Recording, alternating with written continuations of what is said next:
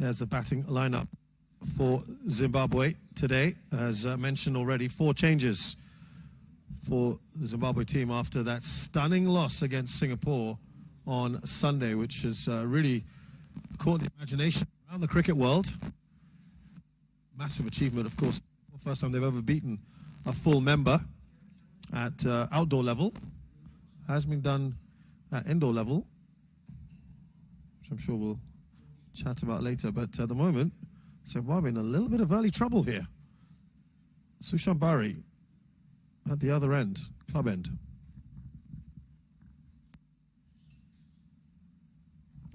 Bang! He plays the spinners well, PJ Moore. He likes to take them on over the top. And for a man who has faced one delivery in the whole series, that oozes confidence. Well, there's a little message, isn't it? For a man who's not really played very much. Oh, that's a great shot, isn't it? He's gone across the line, but he's got absolutely all of that delivery. So clean. PJ Moore, absolutely. Well, he's certainly letting the bowlers know his frame of mind early. 38-6 in the tournament.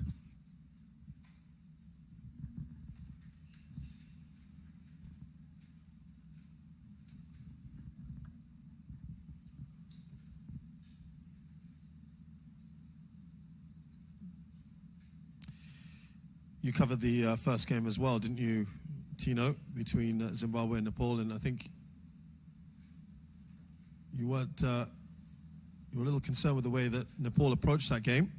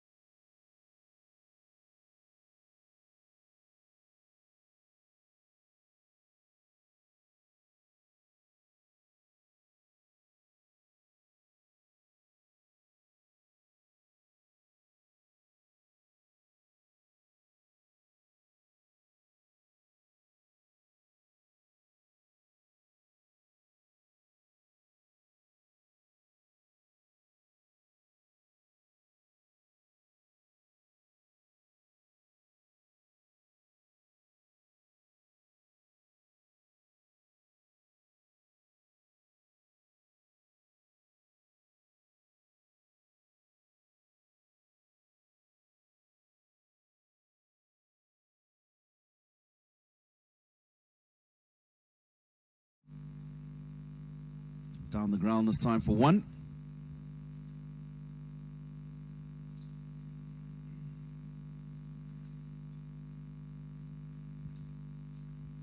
It's been a good over so far for Zimbabwe after that early wicket of Brian Chari.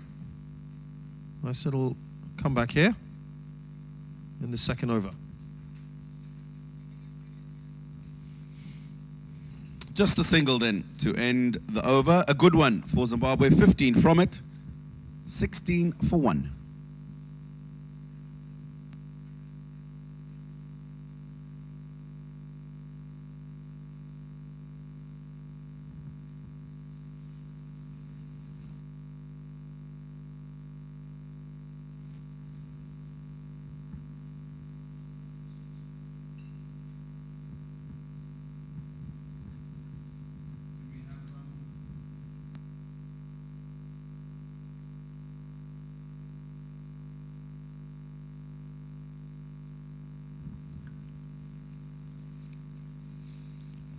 A mixed start for Zimbabwe. Two very different overs we've had so far, Tino. Has provided us entertainment all round. Absolutely. Early breakthrough, which is what Paras Katka would have wanted.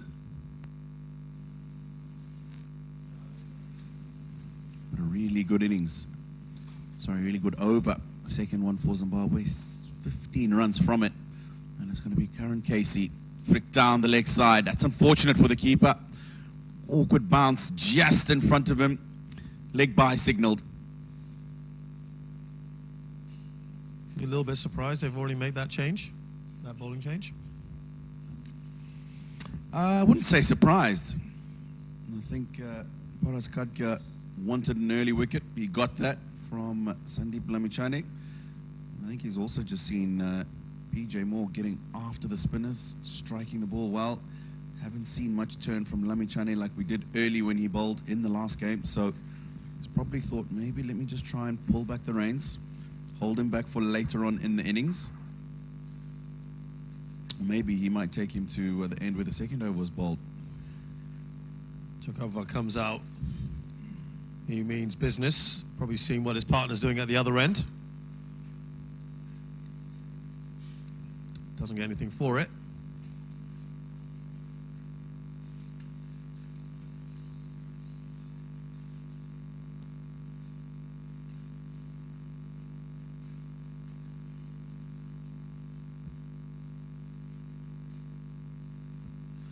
A little bit of improvisation doesn't quite work out for him.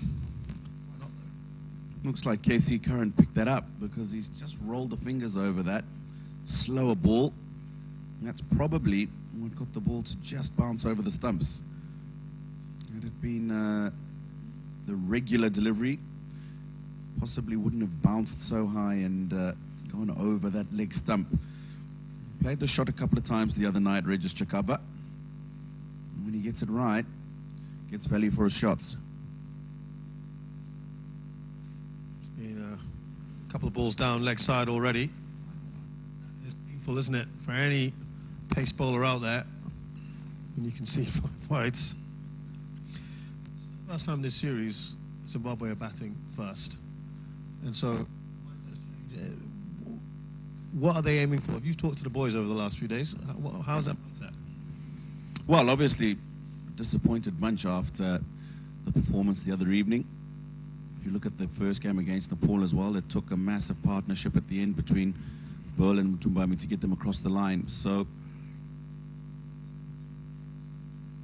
Shawn Williams has made his intentions pretty clear in the last couple of games that he was happy to chase.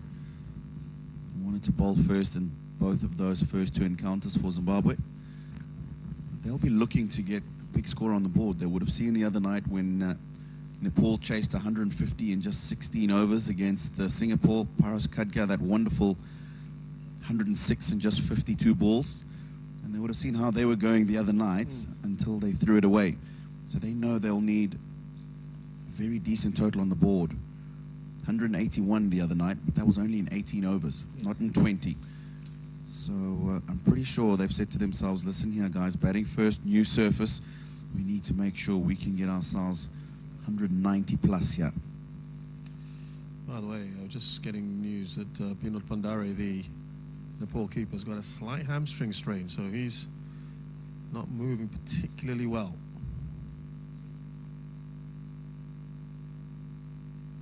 Just keep an eye out for him on this final ball. Nearly snuck in there. He's very lucky, Regis Chakava, to get bat onto that and get it past the man at 45 for 4.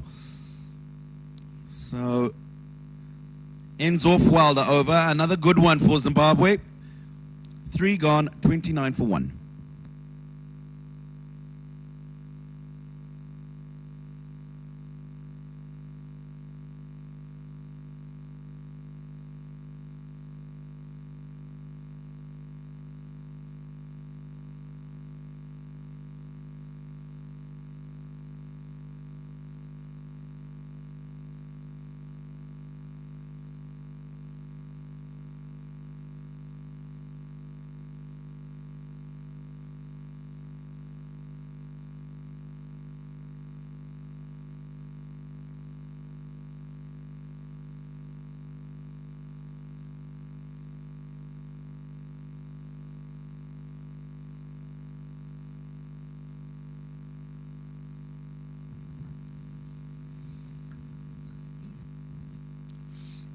Singapore captain Paras Katka, obviously feeling this is the way to go right now.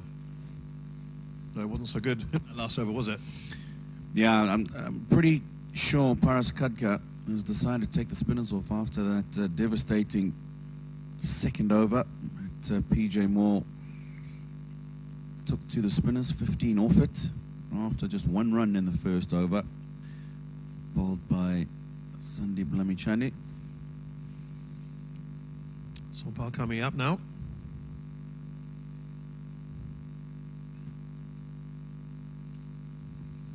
What did you make of the wicket today?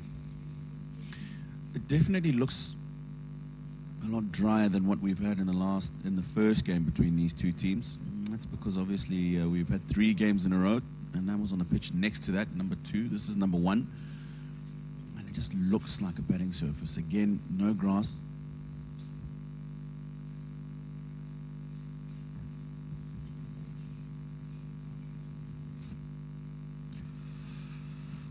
Quick single. Nicely done.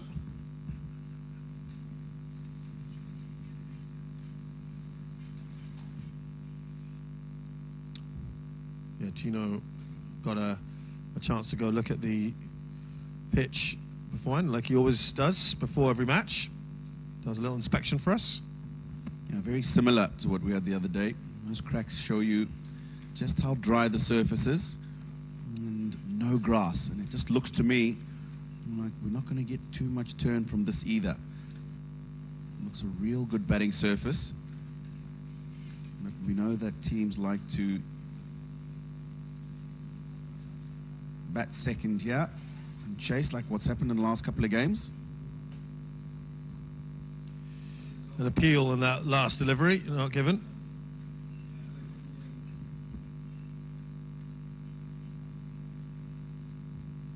Bell's bowl so far. Decent line of length. Nothing that's causing the batsman too much trouble, but right, you want to keep that run.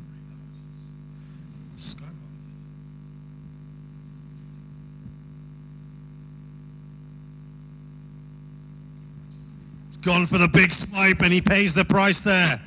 Chakava heads back, and they've got their second wicket. I don't know if he has to go across the line here. Mid-on and mid-off are both in the circle. All you need to do is get good bat on it, and it's going over those guys with a minimum of fuss. Yes, go over the top, but not across the line. That'll be disappointing for the Zimbabwean change room, the manner in which that Richard Chakapa has gone. 3.4 overs in Zimbabwe now, 30 for 2.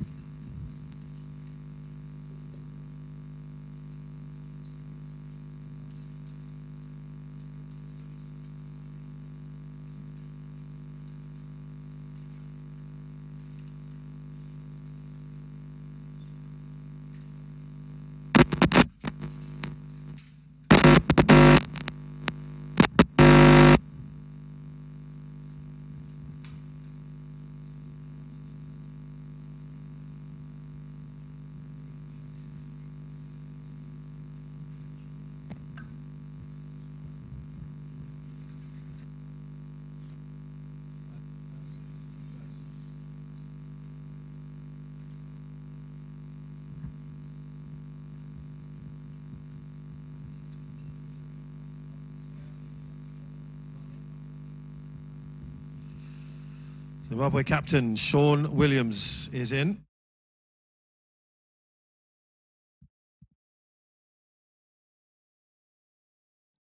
Hello, welcome to the match.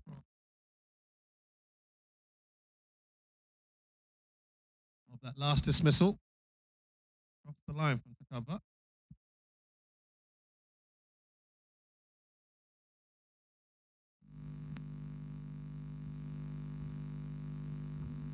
He'll be disappointed. Looked good in the last game. Regis Chakabva, and the change from spin in the first couple of overs to spin in the next couple has worked for Paras Katka. It's another wicket from Sompal. And a really good second over from him. 1 run from it, 1 wicket, that of Regis Chakabva. Zimbabwe now 30 for 2.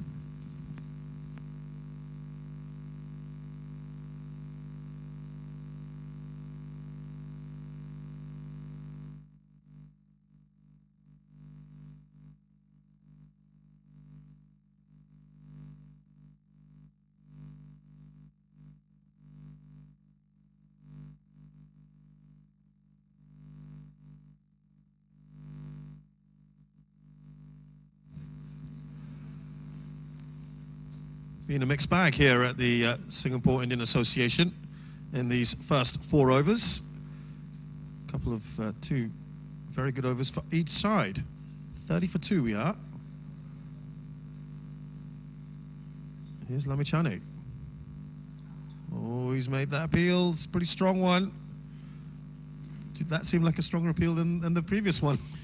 That certainly looked more out to me than the one of Brian Chari, but it has turned into the batsman slightly. And the umpire possibly just thinking that that's going to be going past the leg stump.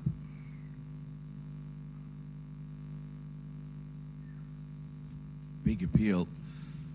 Looked very nervous, PJ Moore.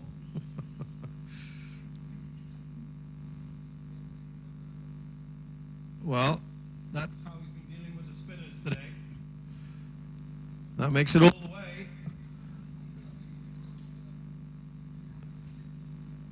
He's far more comfortable for them, isn't he? If the ball is pitched up from the spinners, PJ Moore is going to go for it, whether there's a man back or not. He's got long arms, big levers, and he takes advantage of that. So 36 for 2 now, Zimbabwe, but he won't stop if that ball is pitched up. He's gone for it again. Not quite got the connection. In fact, that last 6 he got was the least cleanly hit one of the 3 boundaries that he's scored so far. He's going for his shots. He is indeed. And like I said, Zimbabwe would have seen that all 3 teams winning here.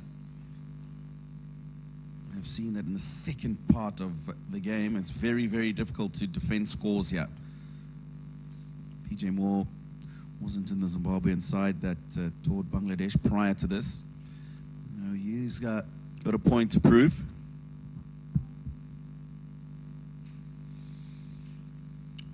Nice ball there from Lamichhane and Shawn Williams. First taste of that.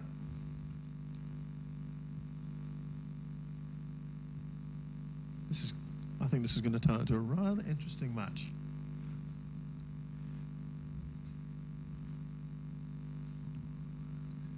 Nicely played by Shawn Williams. The key for me is the manner in which they play this man, Lamichhane. Paras brought him on to open the bowling in the last game because he needed early wickets, got those early wickets and pegged Zimbabwe back 28 for 4 at one stage. After having a whirlwind start, I think 12 they got in the first over. Brian Chari was looking good. But the manner in which Zimbabwe play this guy is what's going to be important. Singapore made sure he didn't get wickets. Bowled him. Brilliant. Absolutely brilliant. It's the googly. And he's brought him forward, PJ Moore. Gap between bat and pad. And that's all he needed, Sandeep Lamichhane. We're talking about it's important about how Zimbabwe play him. This time he's gone for the forward defensive PJ Moore, and the ball sneaking through that gap. 5 overs gone, Zimbabwe 38 for 3.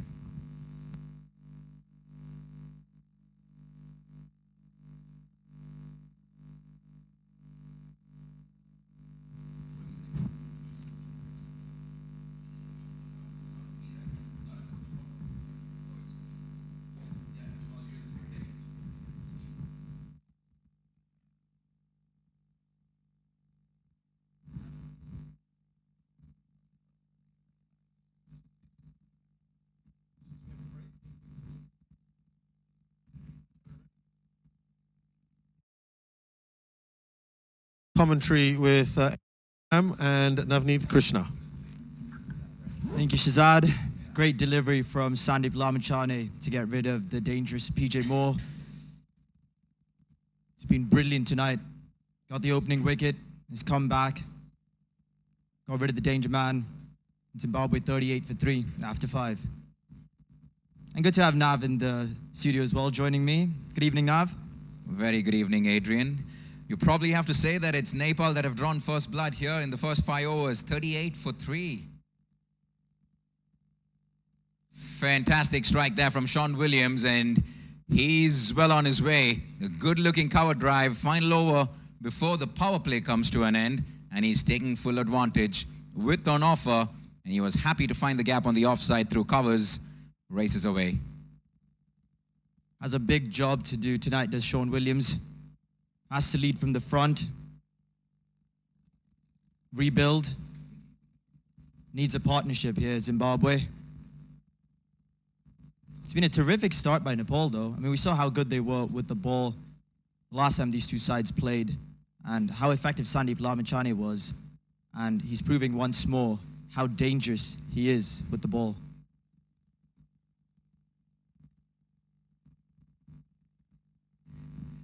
Yeah, it was possibly the best ball that we've seen in all of the Singapore Tri-Nations from Sandeep Lamachane to get rid of Peter Moore there. You're watching a genius at work, ladies and gentlemen. Sandeep Lamachane finding the gap between bat and pad, clipping the bails. Sheer artistry this from Sandeep Lamachane. What a talent he is. And that certainly has pegged Zimbabwe on the back foot.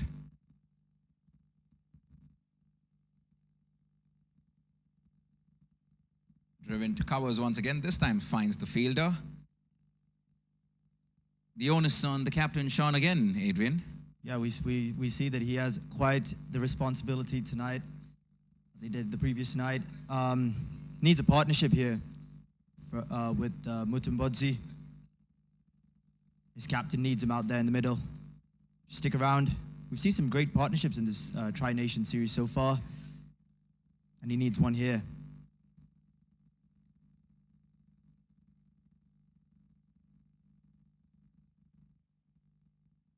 Nah, that's too cheeky from Shawn. You don't want to be running for that. That certainly would have been curtains and wicket number 4. Mutumbodzi doing the right thing by telling the captain, hang in there, buddy.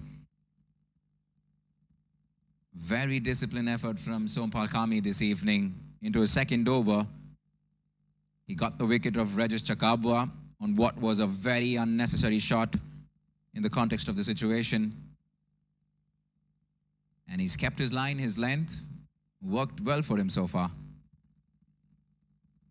Been brilliant. Set him up perfectly. But it was a nothing shot from Chakabva.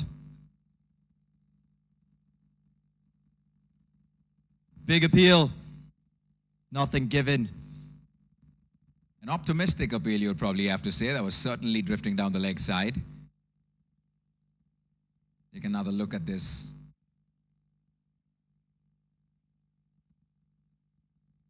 Actually, on second thoughts, possibly a little closer than I thought it was. Yeah, I was just going to say that. Looks, at first glance, it didn't look that it was going to crash in, but I guess with ball tracking and other technologies, maybe a better insight into that delivery as Sompal Kami comes in for the last ball of his over.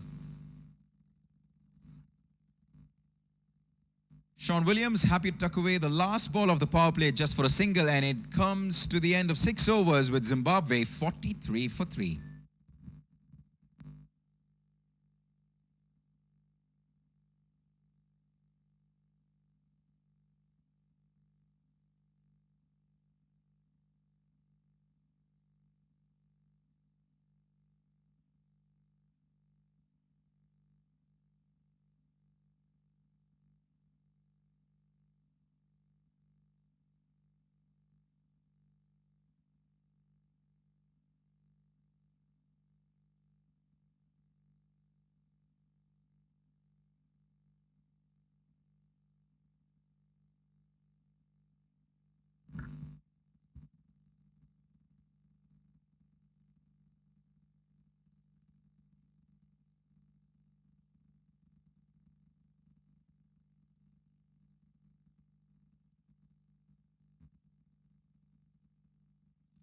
Back live once more. Zimbabwe 43 for 3 after 6 overs. End of the power play as Avinash Bahara comes into the attack.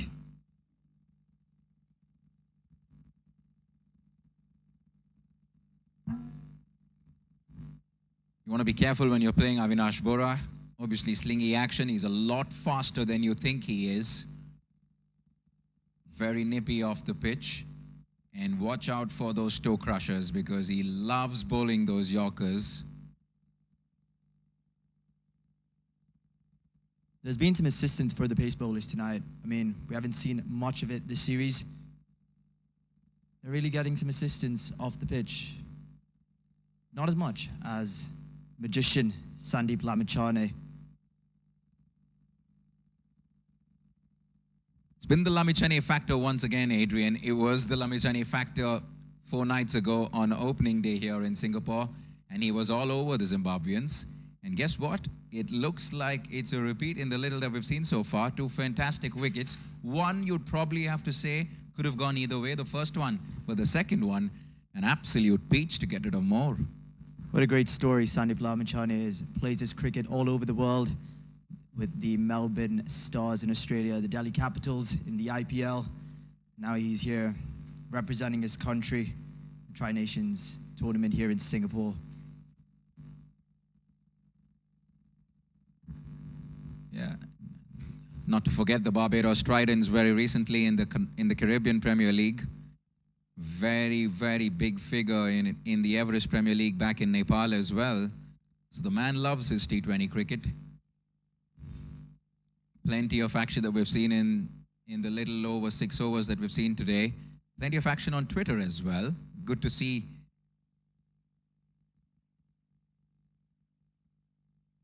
Engagement on the social media handles as well as Shawn Williams drives one comfortably down the ground.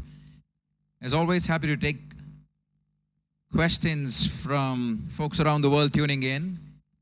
Happy to read out some of the best tweets as well. So you want to be doing hashtag Singapore Tri Nation and hashtag Nepal versus Zimbabwe, NEP versus VSZIM. Leave your tweets, questions, comments, and we'd love to read them out.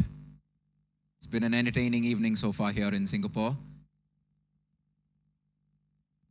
Very difficult to read this pitch like Paras mentioned at the toss. It's a completely different pitch to what we saw the other night. Big scores. Then again, we've just come to the end of the power play. They need a partnership, build an innings. Shawn Williams, the captain, brilliant last night. But was the case, he just ran out of partners. Drifting down the left side there, way onto the deep square leg boundary, easily by Mutambotsi, just a single though. 7 overs completed, 47 for 3.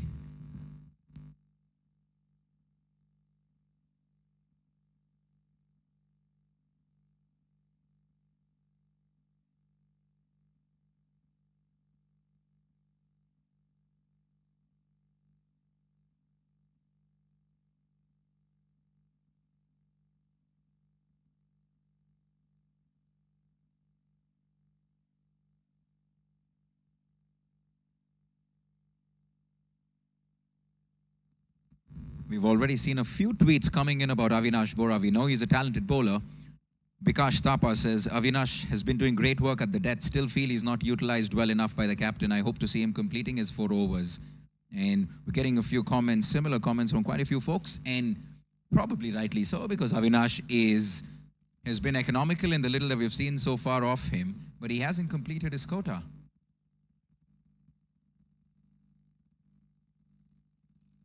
Interesting to see if Paras actually goes through with Avinash for the 4 overs today. Yeah, it will be. But we've talked a lot about Sandeep Lamichhane. But how about Sompal Kami? How good has he been tonight? Picking up that crucial wicket. Economical. Only conceded 6 runs from his 2 overs so far. He's getting that line and length on point tonight as well. Been brilliant.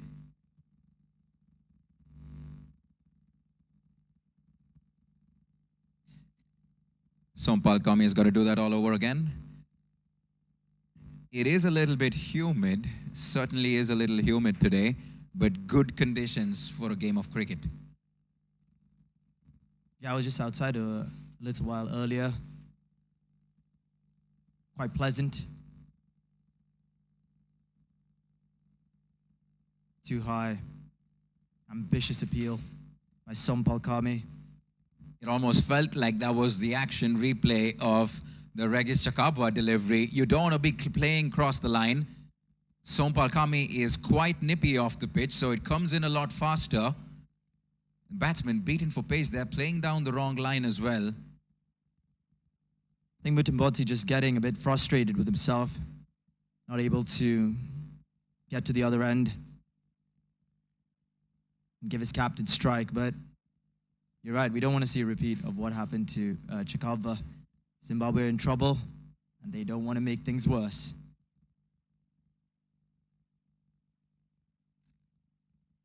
Very disciplined effort by the Nepali bowlers today.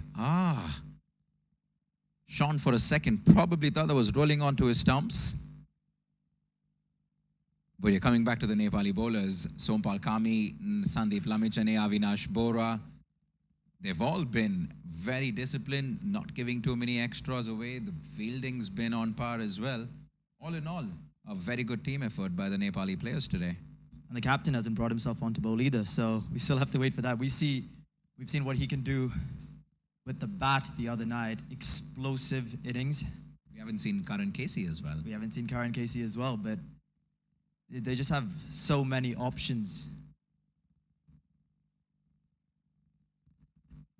And as a result of the loss of the early wickets for Zimbabwe, Captain Shawn Williams will have to lead the rebuilding phase here.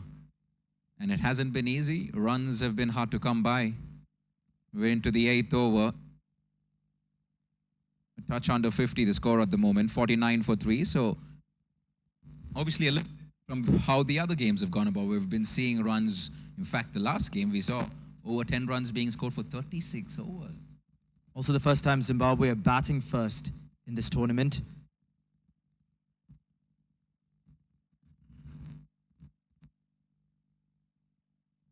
Big appeal.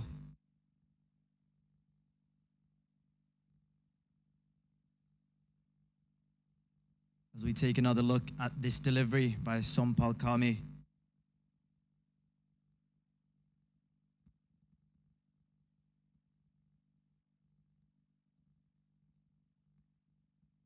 Economical.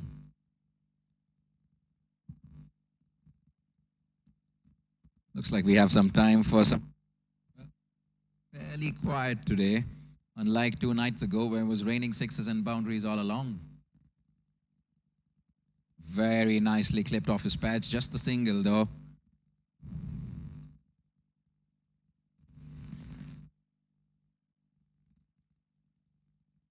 Eight overs done. Zimbabwe 50 for 3.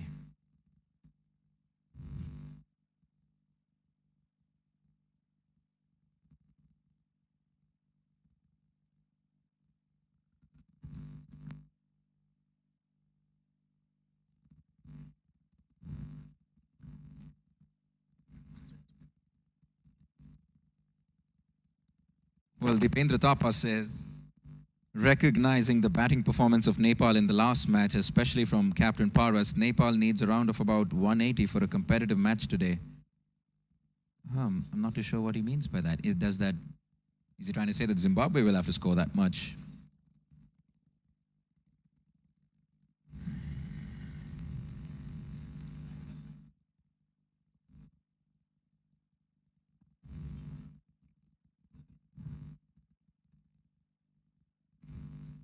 A big heave to deep square leg, just a single though. Karan Casey, he had bowled 1 over. This is into his 2nd over, in fact.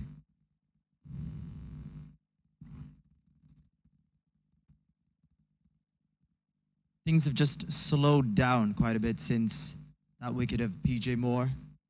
The way he was batting out there, those huge sixes, it's been a lot harder now for these two out in the middle.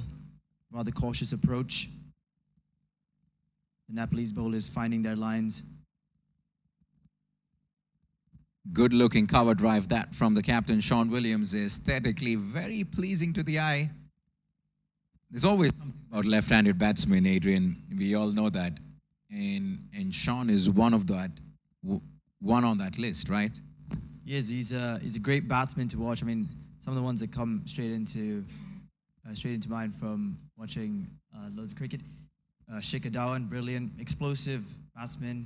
Rishabh Pant, for example. There is David Warner, There's just something about a left-hander and a cover drive. As he nudges out for a single. It's Mutambodzi back on strike. He's finding it hard here, Mutambodzi, today. 4 off 8. Quite frustrated with himself. We've seen a few attempts at the big heaves.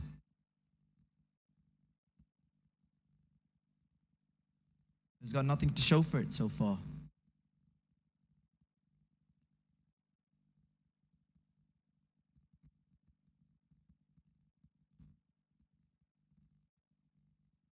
Nice looking shot. We'll go for 4.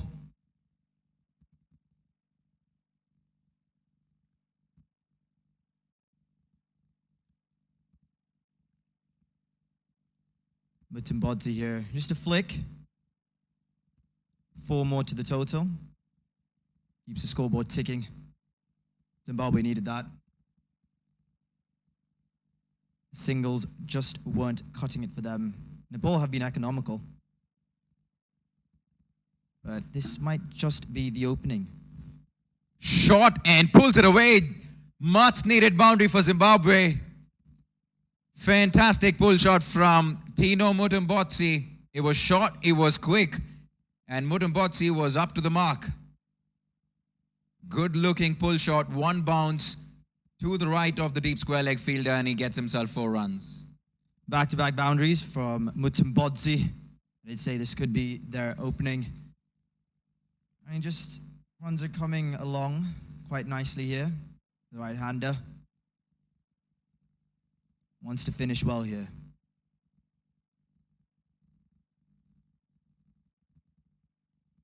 Decent finish for Karan KC, and we come to the end of 9 overs with Zimbabwe 62 for 3.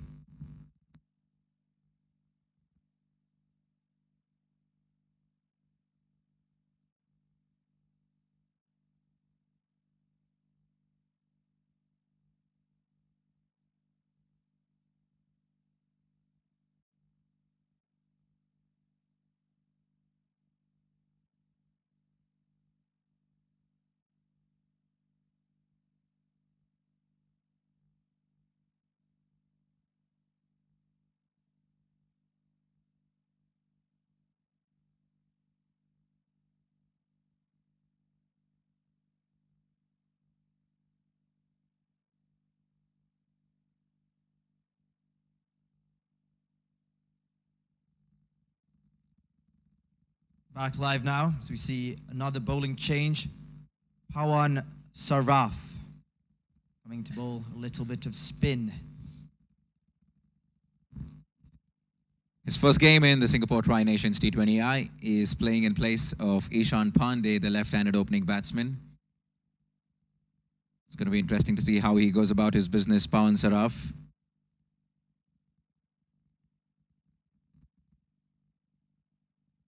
The tactic probably is to spin it away from the left-handed Shawn Williams, entice him to play against the spin.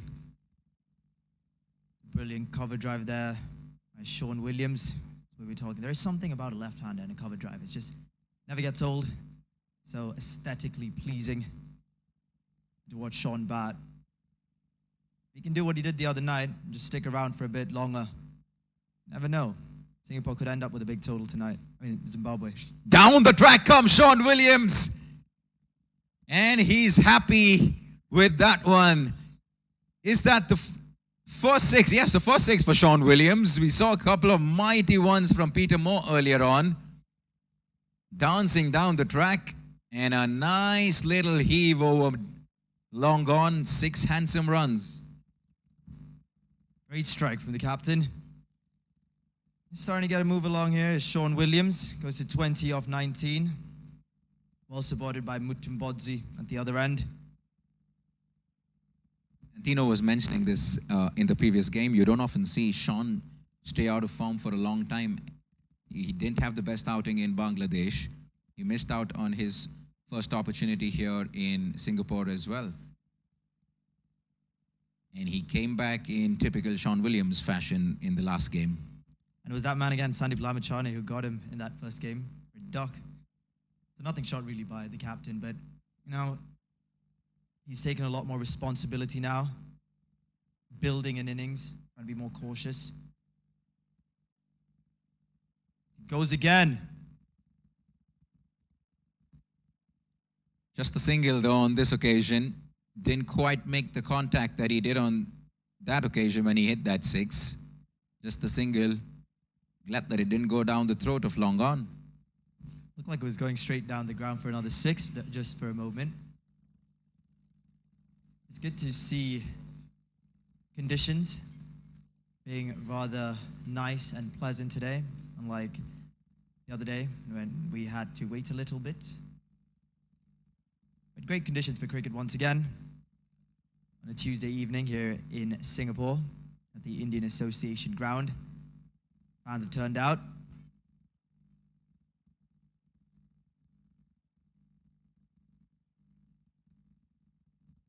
It's going to be interesting to see what Zimbabwe end up with. We saw 180 being scored in the previous game, and that almost wasn't enough. Seems to be a different story today. Probably around the 150 mark, yeah? And that was 180 in just 18 overs, so a lot more to come here, particularly from these two out in the middle. End of the 10th over, Zimbabwe 72 for 3.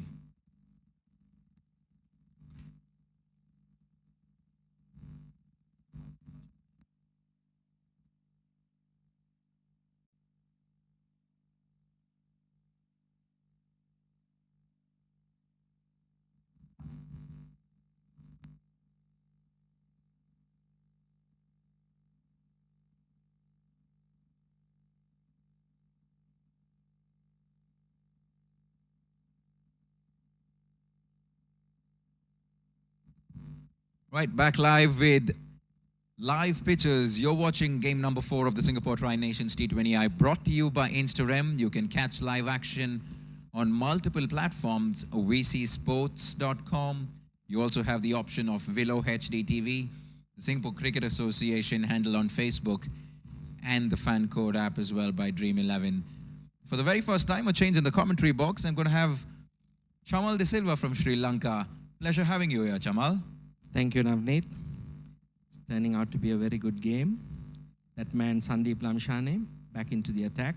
He's bowled 2 previous overs and given away just 9 runs. Picked up 2 crucial wickets. Let's see how he goes in the back 10.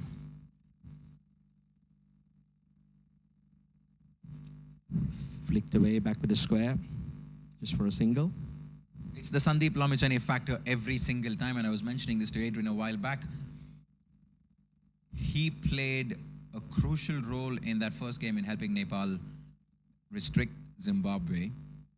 But that was, unfortunately, that effort went in vain as Zimbabwe ended up winning.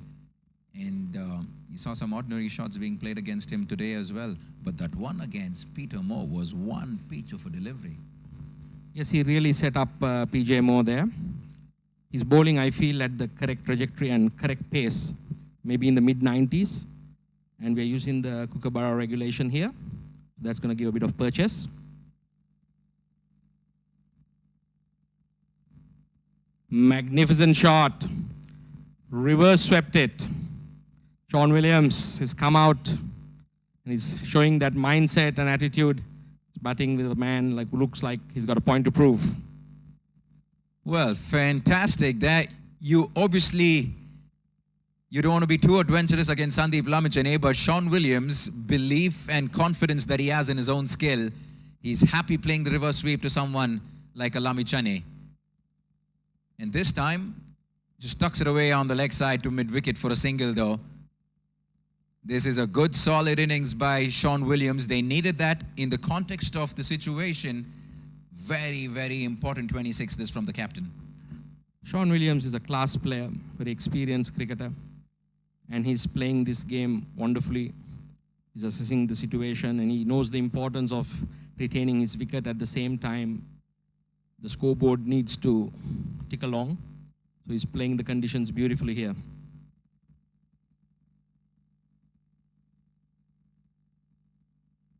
And Mutumbotsi has been an able partner thus far, 15 or 15. That's okay for the moment, considering that they still have a little over 9 overs left. They can go and shift gears a little later on. but it's important to have wickets in hand at the moment. Absolutely. The way to go about it on this wicket and in this ground is to have wickets in hand and then load it up in the back six. And more importantly, don't give wickets to Sandeep. Yes, and at the same time, you need to take him on as well. And that's what Shawn Williams is doing here. He's giving a very good account. Drifting on the leg side, and Shawn Williams says, thank you. We saw plenty of sixes hit down the ground. For the first time, behind the wicket, it goes over short fine leg for six, number 2 for Shawn Williams. And he's finally getting a move on. And Zimbabwe are slowly climbing up their run rate. That was a very interesting delivery. Lamishane was bowling the googly, but he pitched it well outside leg stump. Was trying to catch Shawn Williams at the top edge. But class batsman Shawn Williams controlled the shot beautifully for 6. A comeback that only Sandeep can pull off. Good comeback to the end of the over. An expensive one for Sandeep Lamichhane. 13 off the over, 11 overs completed, 85 for 3.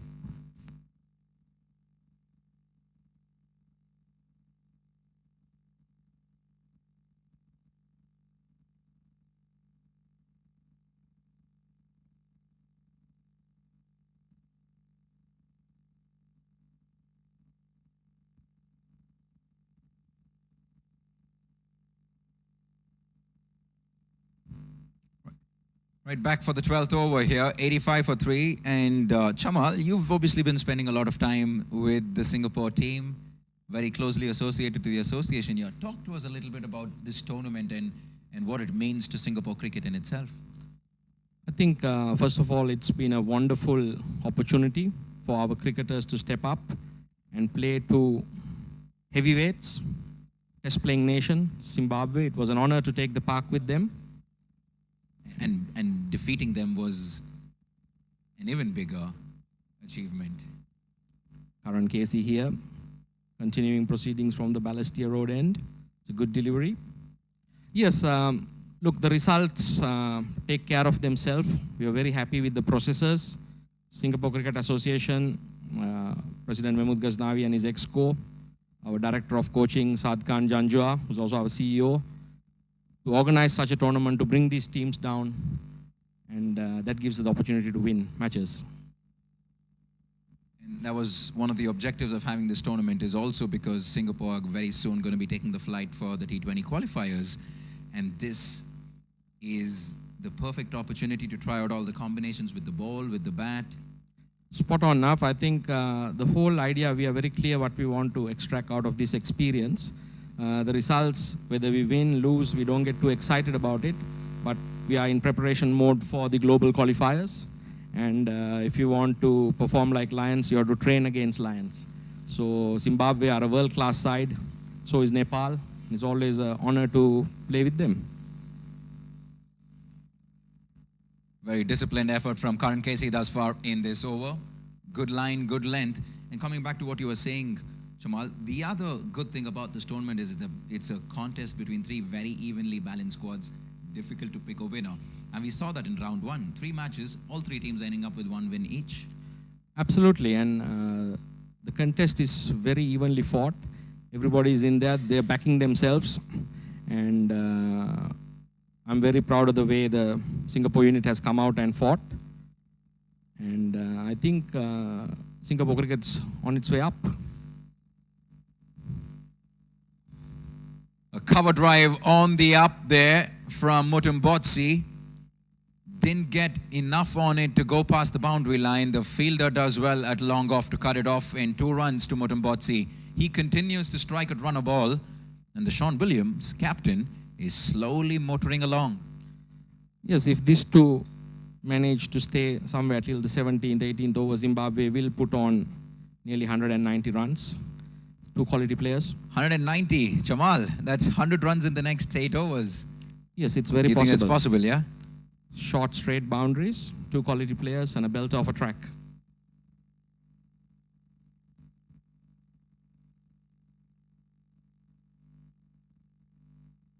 We saw plenty of assistance for the spinners on day 1 on this track. But otherwise, it's pretty much been flat enough for the batsmen to express themselves. Yes, now today we are playing on wicket number 1 here at the Singapore Indian Association ground.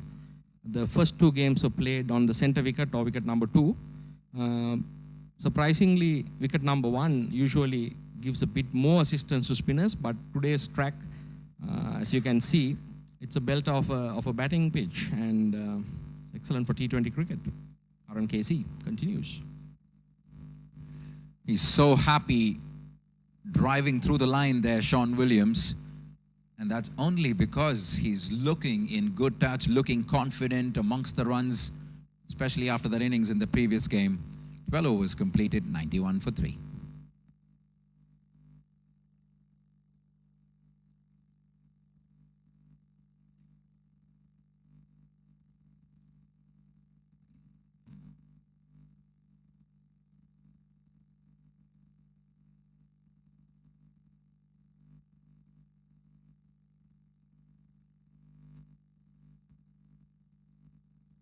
Looks like Sompal Kami from the Rangoon Road end. He's been bowling some very important spells for Nepal, even in his previous visit down here. He's a fighter. I really enjoy watching this Nepal unit play. They are brilliant fielding side, lightning quick, especially in the in-ring. And Zimbabwe, I mean, they are top class side. And today, after the previous match, they are back with a vengeance, and they are showing their class and their quality. It's going to be an excellent contest. It's going to go down to the wire, I feel.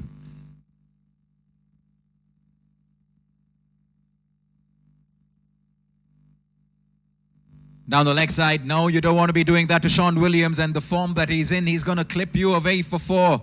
Sompal Kami knows that. You can see the expression on his face. That says it all. Drifting down the leg side, and easy pickings for the captain. No one in the boundary line. So it meant 4 runs the moment it left the bat. Shawn Williams is playing an absolute captain's innings here. Had the opportunity to have a little chat with him before the game, and he was pumped up for this encounter. It just feels like he's continuing from where he left off 2 nights ago. Shawn Williams was very disappointed that his team could not cross the line despite an excellent effort with the bat and with the ball. Shot this time. Straight to deep square leg, though, just a single. And for a good part of maybe 80% of that game, it looked like Zimbabwe had the game in their hand. But an excellent spell of bowling by Singapore in the final few overs, giving them the game. Yes, when you put more than a run rate of 10 runs per over on this Indian Association wicket and ask the opposition to maintain that required run rate throughout the game, I was having a chat with Adrian. It's a bit like in Jiu-Jitsu what you call a choke. You need to know when to close it. And Singapore hung in there, fought, and we never gave up, and we believed. And I was just coming to that. 40 required in 30 balls. When every single bowler was going for over 10 per over, it almost looked like Zimbabwe going to seal the game. But what's important were the bowlers who mattered most believed that they could still do it from that stage. Yes, we had the very experienced Amjad Mehboob. He plays all his domestic cricket on this track, so he knows it like the back of his hand. He's the prodigy of Saad Khan Janjua, our former captain, legendary fast bowler for Singapore. So he knows a few tricks. It all came in handy yesterday. Shot again. Quick from Sompal Kami. Shawn Williams was up to the task as well. Good arm there from the deep. Suhan Bahari. Shawn Williams is going to look to take this deep, and with the wickets in hand, Zimbabwe will look to put somewhere close to 190. 180 is about par on this track. Nepal employing a 5-4 field. On the offside, there's a deep third man, deep sweeper. Cover. Back a point, mid-off. That was an ambitious shot. Rumbatsi, for the first time, looking to force an issue. They still have Richard Mutumbami and Ryan Burl, the two stars in game number 1 that did it against this very opposition. So they have enough of ammunition left in the tank to Zimbabwe. So the question is, when will they shift gears? Yes, I think what's important is the way that Shawn Williams is batting. He needs to continue till about the 17th over. An appeal for LBW, and up goes the finger. Finally, a good partnership comes to the end, courtesy an excellent delivery from Sompal Kami, who's been excellent today. Yes, that man Sompal Kami seems to strike when it matters most for Nepal. He's a fighter. Love watching this young man bowl. Zimbabwe losing a wicket exactly at the moment. 13 overs completed, 98 for 4.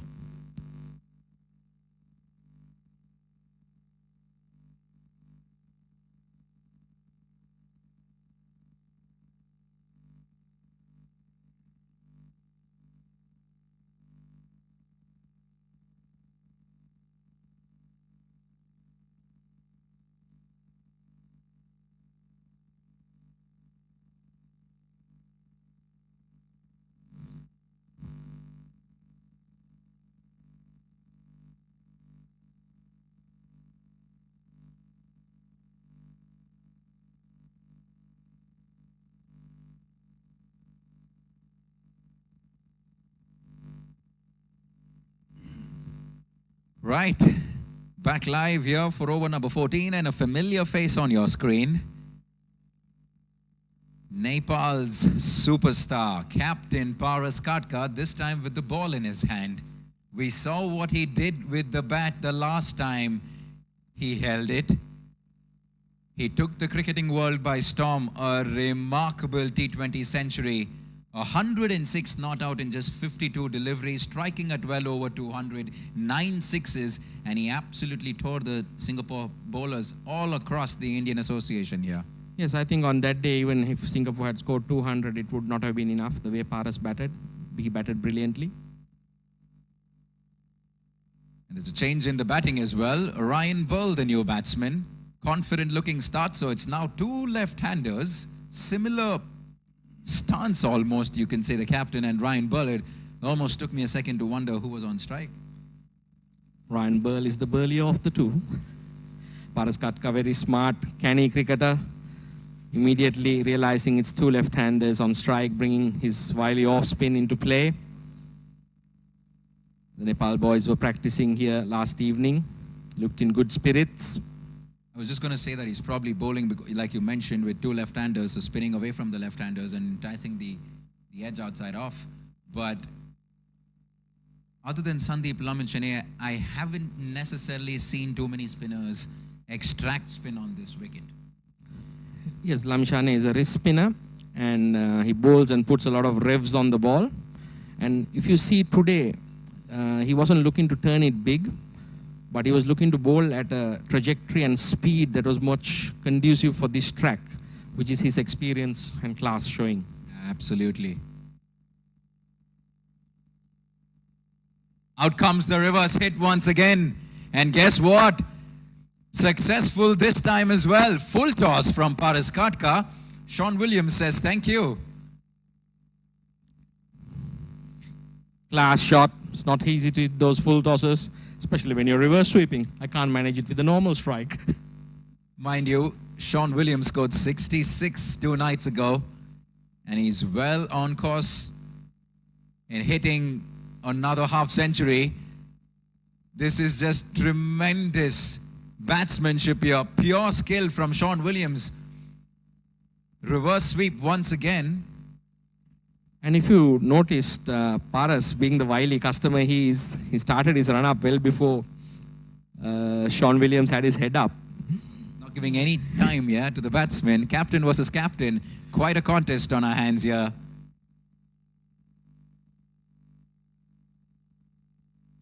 Down the track, 6 runs this time.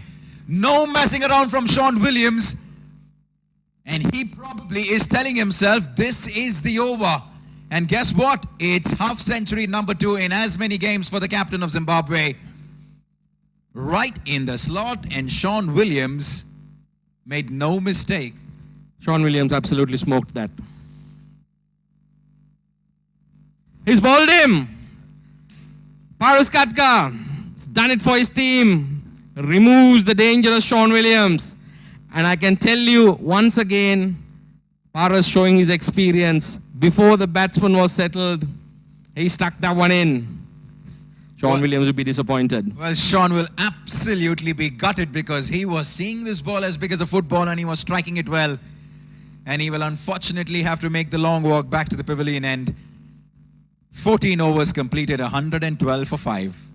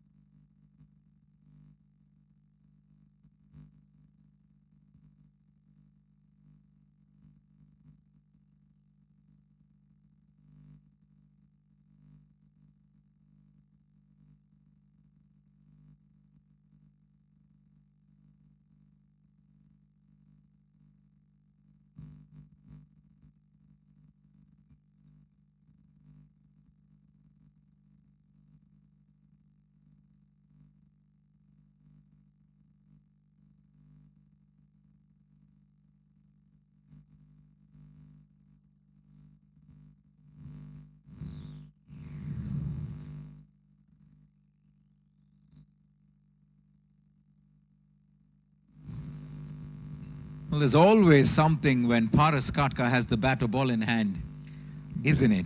Brilliant. I love the way he used his experience and he really bought that wicket. Just stuck one past Shawn Williams when he wasn't expecting it. Slightly quicker, pushed that through and did Williams for pace there.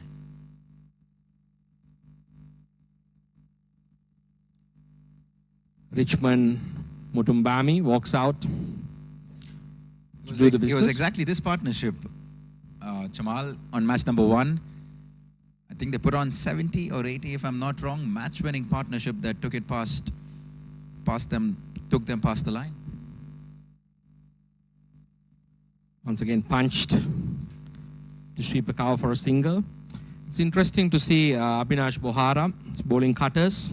It's a very good thing. He's taking the pace off the ball. He's trying to extract whatever assistance he can get out of this Singapore Indian Association track. And he's trying to make the batsman play into the longer part of the boundaries and not allowing them to hit straight on the shorter boundaries. He is a death over specialist, and which is why Paras would save most of his overs for the latter half of the innings. And with 6 overs left and Bora having 3, hopefully we get to see him bowl out his quota for the first time because Paras hasn't done that in this series.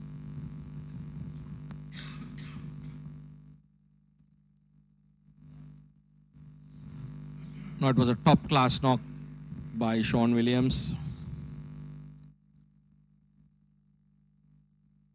to stabilize Zimbabwe's innings when it was stuttering at the beginning, courtesy of Sandeep Lamishani's strikes. Now it's up to these two batsmen. They are more than capable. Class players, Ryan Burl and Mutumbami, take it to the end. A solid strike there, just the single though. I was going to say that the game was almost evenly balanced at the time when Shawn was in the center, but may just be advantage Nepal a little bit at the moment. Yes, now with 30 balls or 32 balls remaining after this, but still these two batsmen, they are very much capable of taking Zimbabwe past 180. But it'll be all up to Zimbabwe, to Nepal, how they bowl. There you go, wide as we speak. Wouldn't be too pleased with that. Abhinash Bohara, usually a very disciplined bowler, depth over specialist for Nepal. That's the job for his captain when he's asked to. Fighter. So Ryan Burl looks like a dangerous player.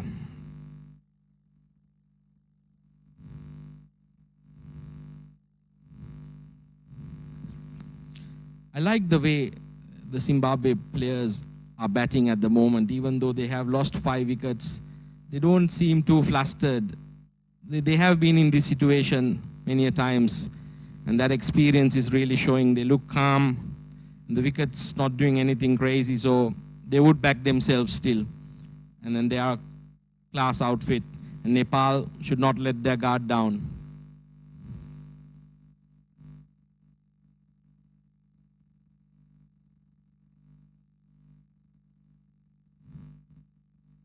All muscle there from Richard Mutumbami. Muscles it down the track, just the single though. 150, 160 still certainly on the cards, but that'll require a good effort from here on from the Zimbabwean batsman. Yes, if they look to target 12 runs in the last 5 overs, that's 60. It'll take them to 177. Once again down the track, will that find the boundary? Trying to find the gap between long on and long off. Well done at the boundary line there. Cuts it off for just a single. This is what I love about Nepal cricket. They are brilliant fielders, great fighters, and they're showing that warrior spirit on the park today, throwing themselves around. At the end of 15 overs, Zimbabwe 117 for the loss of 5.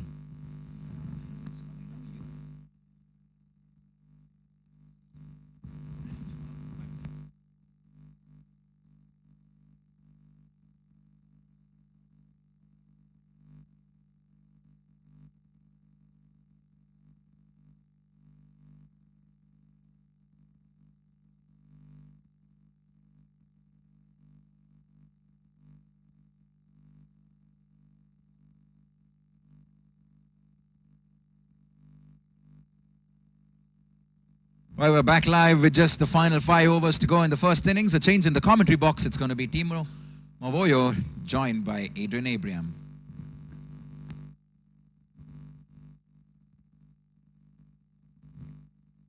Thanks, Navneet. Couple of runs off the first ball of that over. The captain, Paras Kadka, continues. Removed his counterpart, Shawn Williams, in the last over, who was looking good.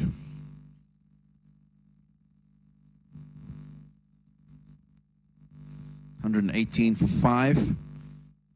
Ball short of 5 overs to go to the end of the innings. Richmond Mutumbami looked good the other evening against Nepal. They'll know how dangerous he can be, especially at this stage. And want to see the back of him as soon as possible. Good evening, Adrian. Good evening, Tino. Good start by Nepal. While Shawn Williams was out there, it looked like Zimbabwe got themselves back into it. But it was these 2 men the other night who got Zimbabwe home, hoping that they will get them to a fighting total tonight. In the air. And just over the man at long on for 6. No, that went very high and not as long as he would have liked. The man had long on interested for a very, very long time and just getting over the boundary for 6. Hard was in his mouth there for a minute. Just came in too close.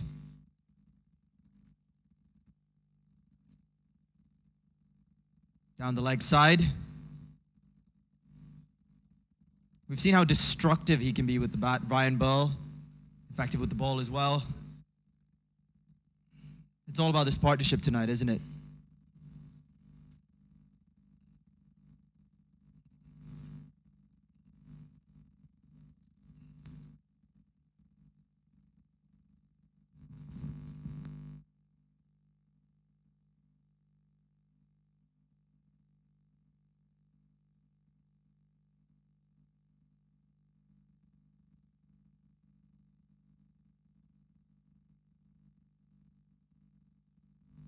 Low full toss. It's gone in the air. It won't carry to the man running round from deep square leg. He'll get just the single. Richmond Mutumbami will be disappointed because he didn't get all of that.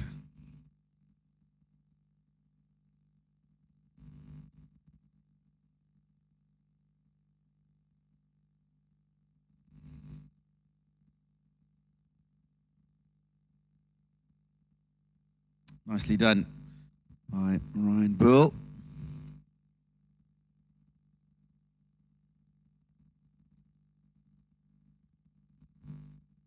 Into the 16th, 130 for 5.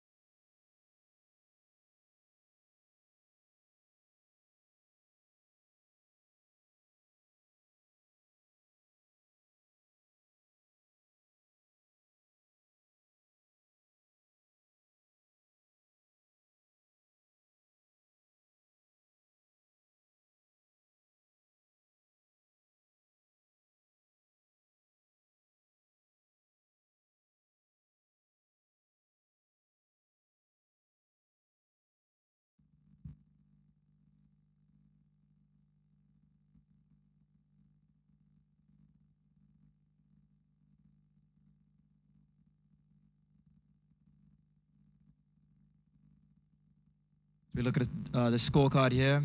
Zimbabwe batting card. Shawn Williams leading from the front, 53.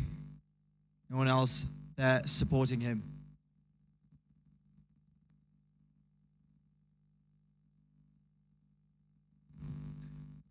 Be interesting little battle this. Richmond Mutumbami and Sandeep Lamichhane.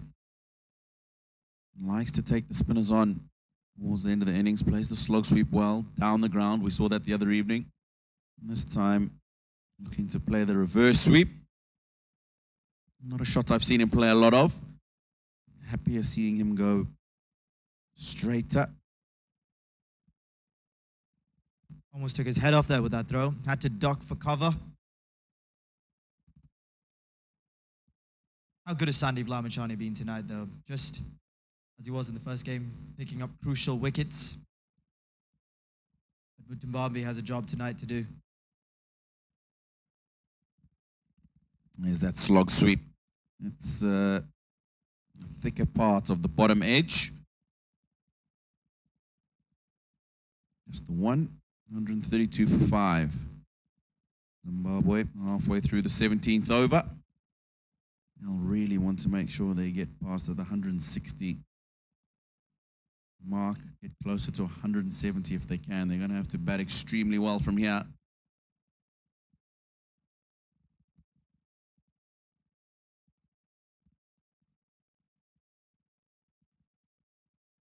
Just a single. We saw the other night when Singapore played Nepal that 150 wasn't enough. 180 on the other night was, in 18 overs, was also just enough. But on this track here at the Indian Association ground, I guess you never know. Zimbabwe will definitely need to get early wickets. Nepal needed that against them the other day after they had a very quick start in the first couple of overs. Sandeep Lamichhane then came on, and as you said, crucial wickets early.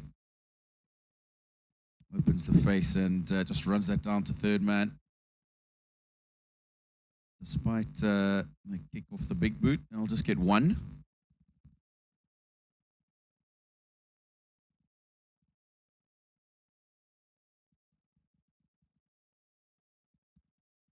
Just taking his time, Ryan Burl. You know how destructive he can be towards the back end of the innings. Just trying to see off Sandeep Lamichhane.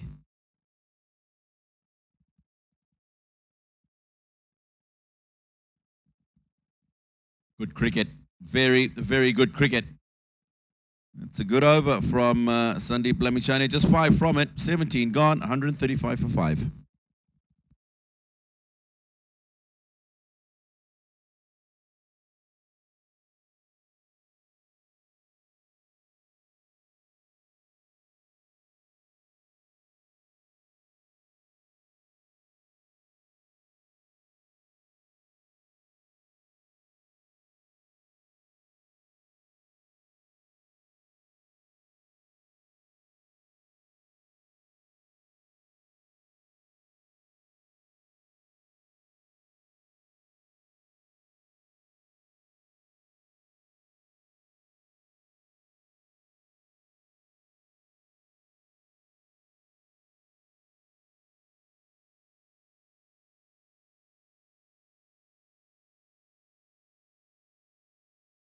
Avinash Bora comes back into the attack.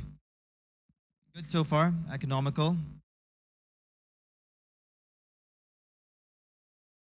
We saw some very, very good cricket in the last over. Ryan Bell just seeing off the dangerous Sandeep Lamachane.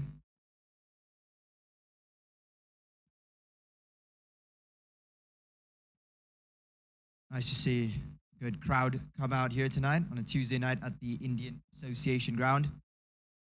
Humid conditions out there, but pleasant. I was out there a bit earlier when I got a break from the commentary box. Very pleasant. Nice fresh breeze this evening. That haze that we normally have above us here probably just clearing up a little bit because of the rain we've had over the last few days. Pushing the clouds away and nice fresh breeze. Good crowd that's come in this evening. The last couple of matches we saw in the first round, obviously a heavy crowd. The home team Singapore playing and registering that wonderful victory against Zimbabwe 2 evenings ago. But it looks as though the words got out and about here in Singapore. And the folks and fans coming out in their numbers here to the Indian Association ground. Free entry for all. So if you're in Singapore, have nothing else to do on this Tuesday night, come down, watch a bit of cricket.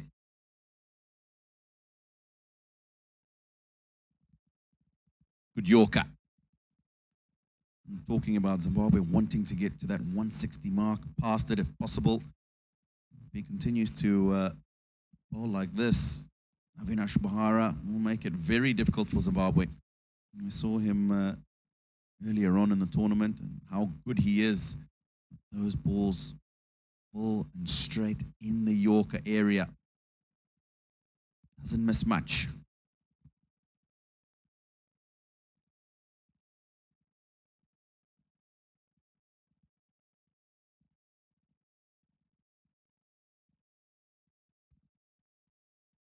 Again, right in that Yorker area. Richmond Mtumbami only manages to squeeze it out for one. Very interesting action does Avinash Bora. And it's done him good. He's been effective with the ball. Getting his line and length right. As he comes up against Ryan Bull now. We struck that straight back at Richmond Mtumbami. No time to get out the way. It's lucky for Nepal is it hasn't ricocheted off into the gap towards the boundary. Firmly struck. No time at all. It's gone like a bullet. It's got to hurt. Definitely feel that in the morning. I think he's felt that now. Don't worry about tomorrow morning. Nicely played. Squeezed out to that vacant backward point area on the boundary. They'll come back for 2, Zimbabwe. 5 runs off the over so far. Couple of overs, couple of balls to go in the 18th. 140 for 5. Zimbabwe. They'll hope that these two can bat the majority of these remaining overs. Get a few boundaries, get Zimbabwe close to that 160, 170 mark. Again, beautifully bowled.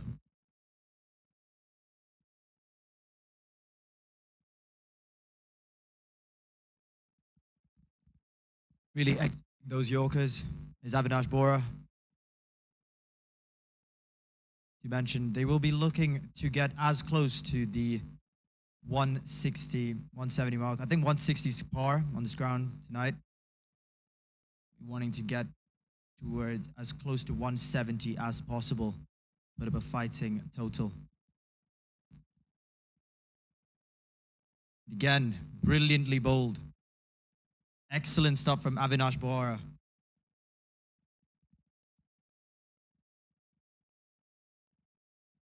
$18 overs done, 142 for 5 Zimbabwe.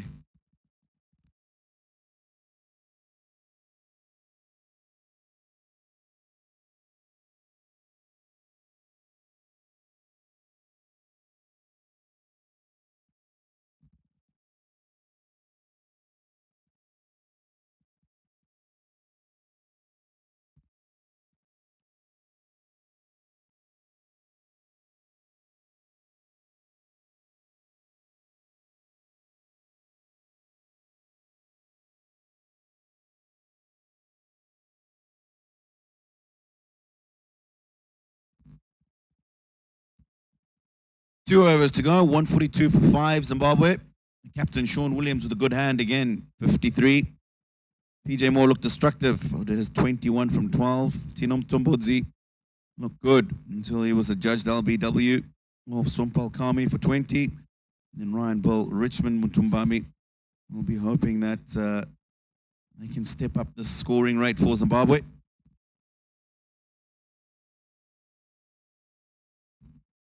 Try and get them a total they'll feel they can bowl at.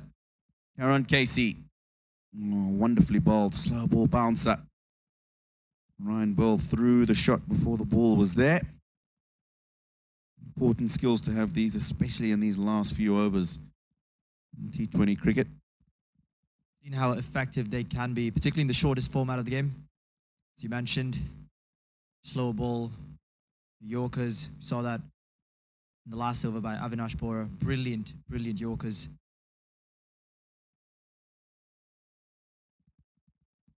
That's well struck. There's 2 men back on that leg side boundary. But Ryan Bull has hit it in between the 2 of them. So an important boundary for Zimbabwe early in the 18th over. Takes the score to 146 for 5, and they'll be hoping that they can get a couple more in this over. Propel that scoring rate a little bit more in these last few deliveries. Right in the slot there. Ryan Bull would have been licking his lips watching that. He gets off the mark with a single.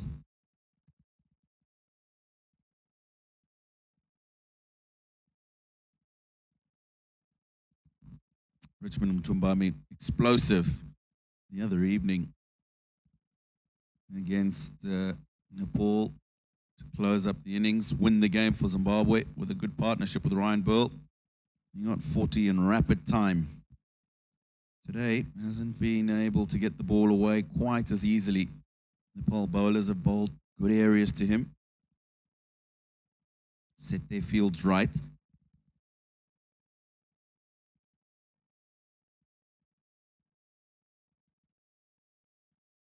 Short. He's gone on the pull, top edge. He's got to fall safely. That square leg region.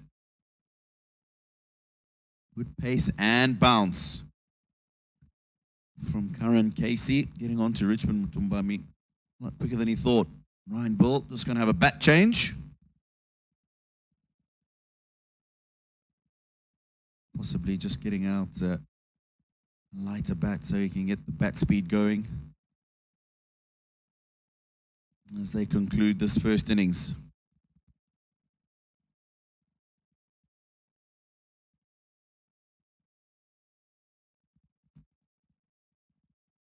Can't get it away. Will just be the single. Been tough going for the batsmen out there tonight. We've seen the Nepalese bowlers really execute their plans well. The lone hand from Shawn Williams. But there's a lot, not just for the spinners, but I feel the pacers as well. Good movement. If you get your length and line right, will reap rewards on this track. It's well struck. There's a man back on the boundary. So will just be the single. A good over for Zimbabwe. 8 from it, 150 for 5.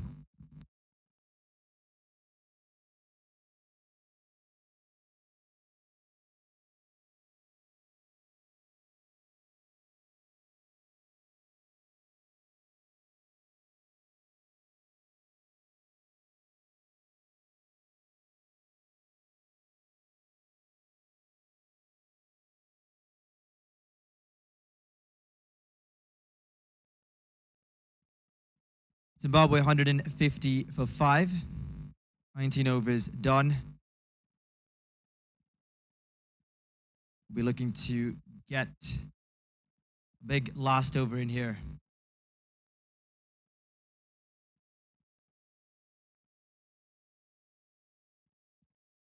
Just guides that to third man. Avinash Bora been brilliant tonight. 3 overs, just 16 runs conceded. 17 now. Very impressive once again with the ball, Avinash Bora. Talking about Zimbabwe wanting to get past that 160 mark. If he continues to bowl like he's done in the previous over in that Yorker length, it'll be very difficult for Zimbabwe to get there. Low full toss. Ryan Burl will be disappointed. He would have wanted to put that away. Leading edge. Just a single over the bowler's head. So just 4 balls to go in the innings, Zimbabwe. 152 for 5. And another decent partnership between these two.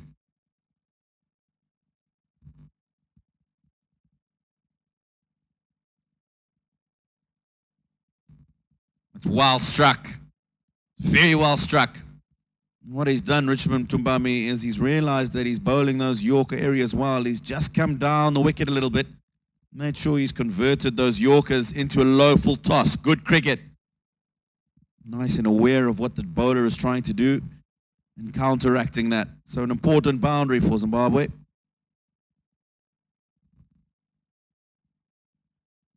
Another full toss, but not able to get it over the boundary for 6. It's a good running catch from Sompal Kami. You'll be disappointed, Richmond Mutumbami.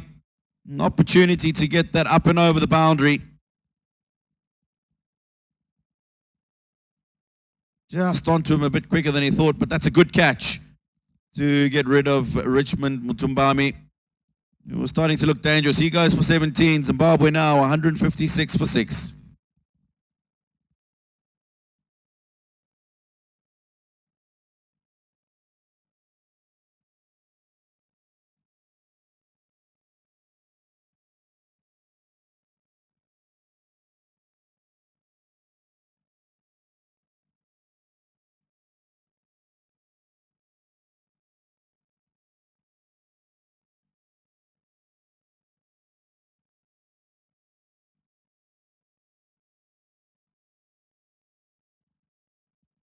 Zimbabwe 156 for 6. 2 balls to go.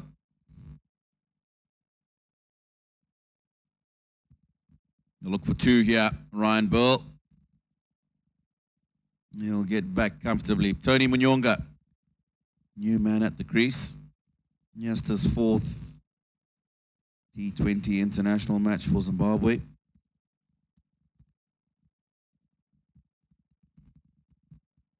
Needs to go big here, Ryan Burl. Nepal have been excellent in the field. Great running catch by Sompal Sami just in front of us. Avinash Bora finally getting a wicket. Bowled well tonight.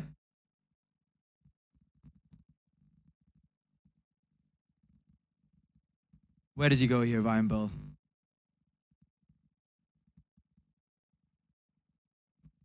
Will be called wide. Disappointment for Avinash Bora, looking just to bowl that at the pads, not give Ryan Burl any room to get under the ball.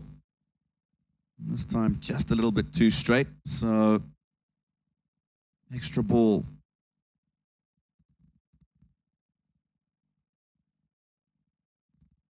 Again, wonderful delivery. Zimbabwe will only manage 1 off the last ball of the innings. And you'd have to say that Nepal have been pretty good in the field. Good start once again from Sandeep Lamichhane, getting an early wicket for Nepal. And then the captain Paras Khadka ringing the changes throughout the innings and ensuring that they keep Zimbabwe to a very modest 160 for 6. Brilliant performance by Nepal in the field tonight. Zimbabwe would have liked to get 10, 15 runs more than they have done. But excellent bowling from the Nepalese. They've been brilliant. Right, so we're going to go away for about 10 minutes time. When we come back on the other side, it's the Nepal run chase. And this the 4th game of the Singapore Tri-Nations T20 International, powered by Instagram. This is what happened in the Zimbabwean innings. Shawn Williams led from the front once again, 53 from 35. Ryan Burl at the end trying to get Zimbabwe as far as they could in terms of runs. 58 from 21. Peter Moore, 21 from 12. And Sompal Kami, good with the ball. 15 runs for 2 wickets. Sandeep Lamimchani, 2 very important wickets early on. 2 for 27. And Zimbabwe ending up on 160 for 6.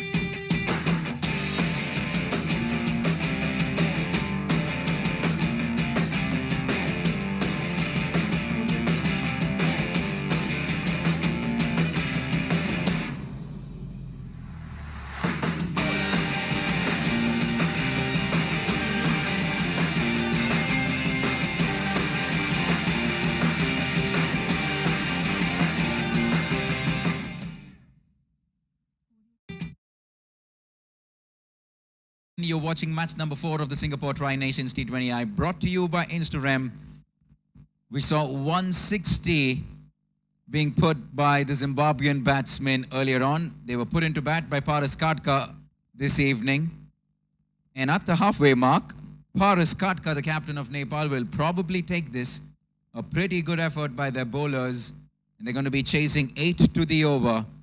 And to join me in the commentary box for the next 5 overs is going to be Shez. Shez, good to have you.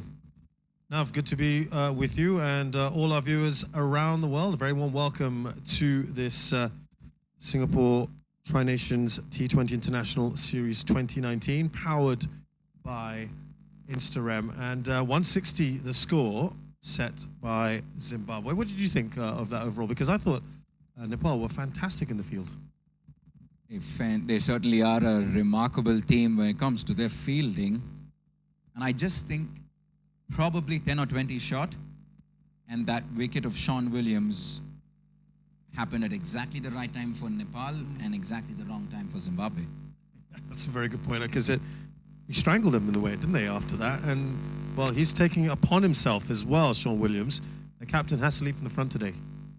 Well, he's done that pretty well in this tournament so far. And to open the batting for Nepal, it looks like it is the Centurion, the captain.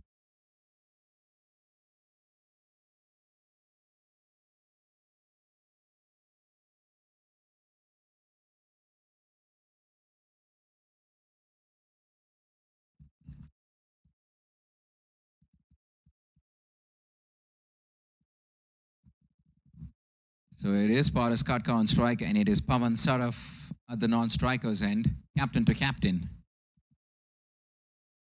Mind you, it was Paras Katka that got Shawn out, rattled the stumps. And he returned the favor today. Just want to talk about the psychology here now on Zimbabwe as Williams arranges his field accordingly. They're under the pressure. Let's not joke about. Let's not kind of sweep this under the carpet.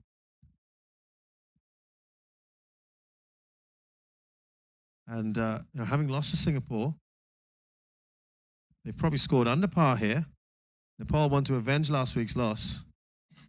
This is serious pressure for Zimbabwe. Absolutely. And they have to start well. And mind you, a wicket of someone like Paras Katka might just shift that pressure back to Nepal. They love getting onto the field. They love bowling. They love their fielding. They would probably consider themselves more of a fielding. That as their biggest strength. So should Zimbabwe be able to get Paras somewhere early on, that might just test the Nepali batting lineup. Well, they've gone after it, and it is going to be the first wicket. He's taken it. Wow, what a great start here. Superb catch. That was the only fielder on the leg side, and Pavan Saraf picks him straight down the stroke of deep mid-wicket. And an excellent catch to give Zimbabwe their first wicket in just the first over. Yep, Mashinge with the catch, and boy, I wasn't sure he was going to make that. But so important. Both sides have lost early wickets in the opening over. And we were just saying, got to be careful. You've been thinking back to that previous innings. They were hampered by the early wickets. There was absolutely no need to be pushing it. Paras Katka will be very disappointed. What did he need to go for it so early? Be a little bit watchful. Yeah, completely unnecessary in the context of the situation, you'd have to say. But it's these two gentlemen on your screen at the moment. Dipendra Singh Airi and Paras Katka, captain and vice captain, who will have to do this. Simply put, the two most experienced batsmen in the center right now. And they will have to get a long partnership going in now. Untitled Chapter for this second over. Shawn Williams leading from the front. And scores identical after that first over in both innings.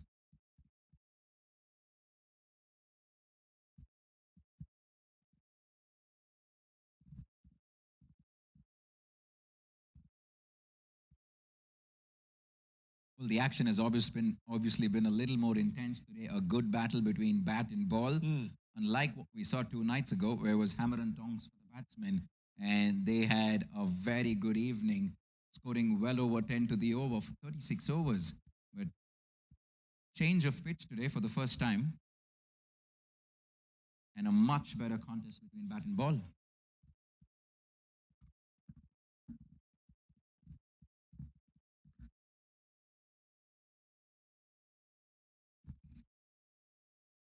Yeah, I mean, I think if you look back at that Nepal innings against Zimbabwe, they tried to go after the bowling, didn't they? And they paid the price for it a little bit in that first week. You'd think they'd have learned some lessons from that.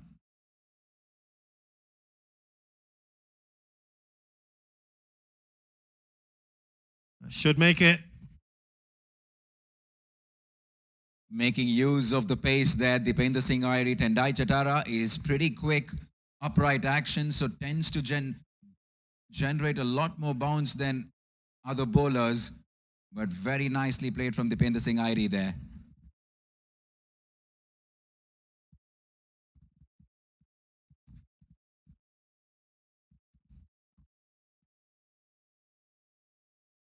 I think there's something in the pitch for everyone. This particular wicket. Oh dear. Oh dear. Irie.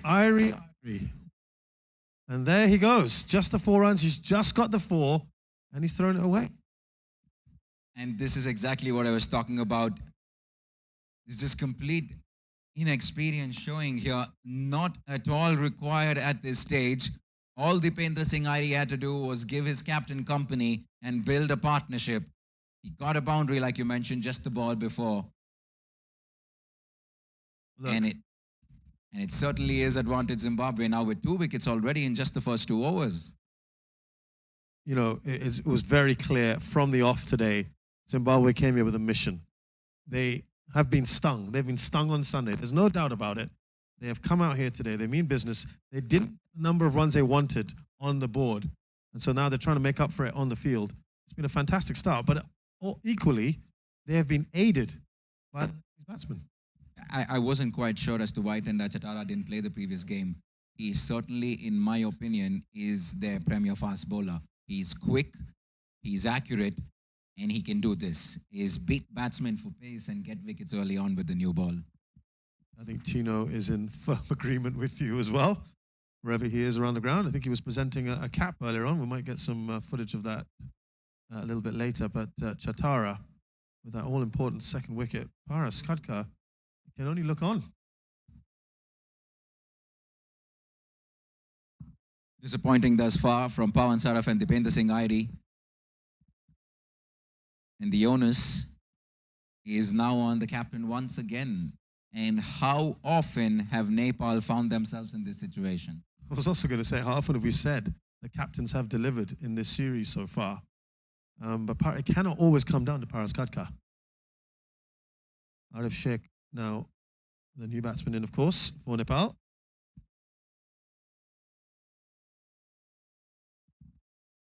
Swing and a miss. A flash outside off stump there. Once again beaten for pace. Lucky that Arif didn't get bat on it. 2 overs completed, 5 for 2.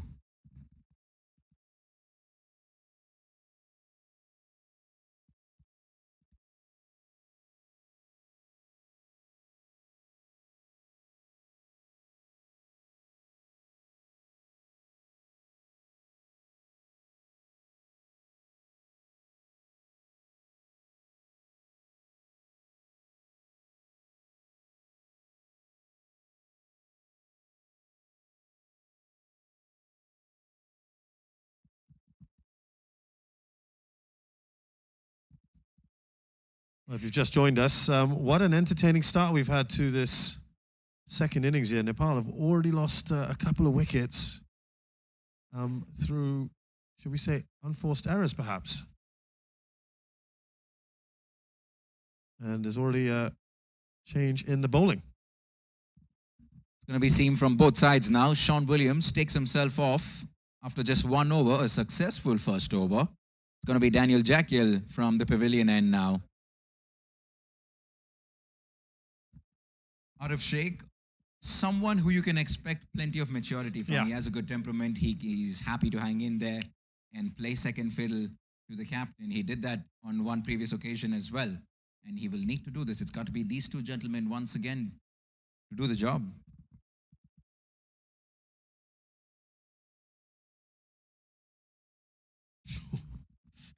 Fantastic what from you the want. captain, right? Stand and deliver. Punched off the back foot on the rise. No chance for the mid-off fielder, and it races away for a boundary. The first for the captain. I mean, that's pretty much in the slot, isn't it? It's there to be dispatched. Not a great start, I'm afraid, for Shaquille. You need to look at that length a little bit.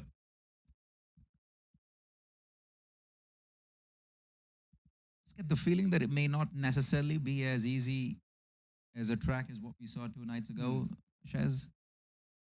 Yeah, it's interesting. Of course, we've now changed that, haven't we, after the first 3 days of action. We've also had, by the way, a lot of wet weather in the last couple of days.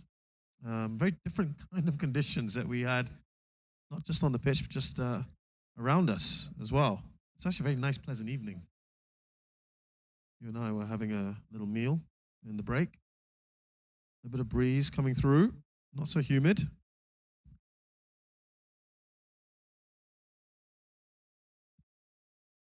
Watchful. That's all you need. You've got your boundary. You're not taking chances. This could have happened the last couple of overs. Yeah. You don't need to press the panic button just yet. They have a few overs to get used to conditions here. You haven't seen much of Daniel Jaquiel, so you want to do that. And the runs will come just like that. You will have your full tosses. Just a single on this occasion, though. Absolutely right. No need to rush it. This is not an insurmountable score over 20 overs. It's not. There are no devils in the wicket. It's not a massive ground. It can come. Patience is key here. Absolutely key. Now, Arif Sheikh, his first time facing Jaquiel in this over. You'll have seen what his captain has done.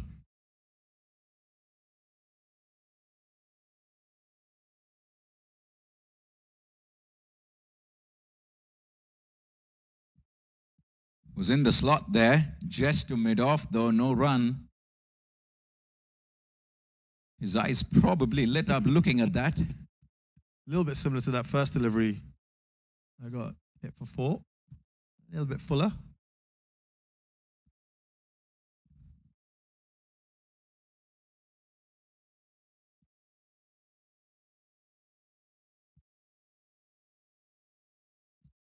Full toss. Very interesting delivery from Daniel there. That dipped quite a bit. It was the slower one. For a second, it looked like it was going to reach the batsman on the full, but it died on the batsman. Ah, look at that. Yeah. And beat Arif Sheikh all ends up. He can afford to smile, Absolutely but couldn't pick that, could he? 3 overs completed, 10 for 2.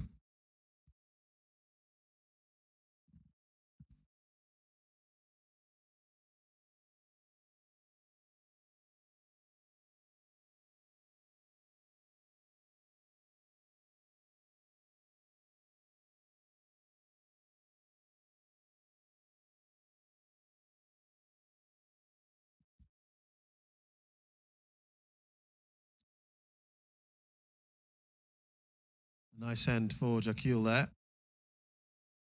Final ball there, deceiving Arif Sheikh.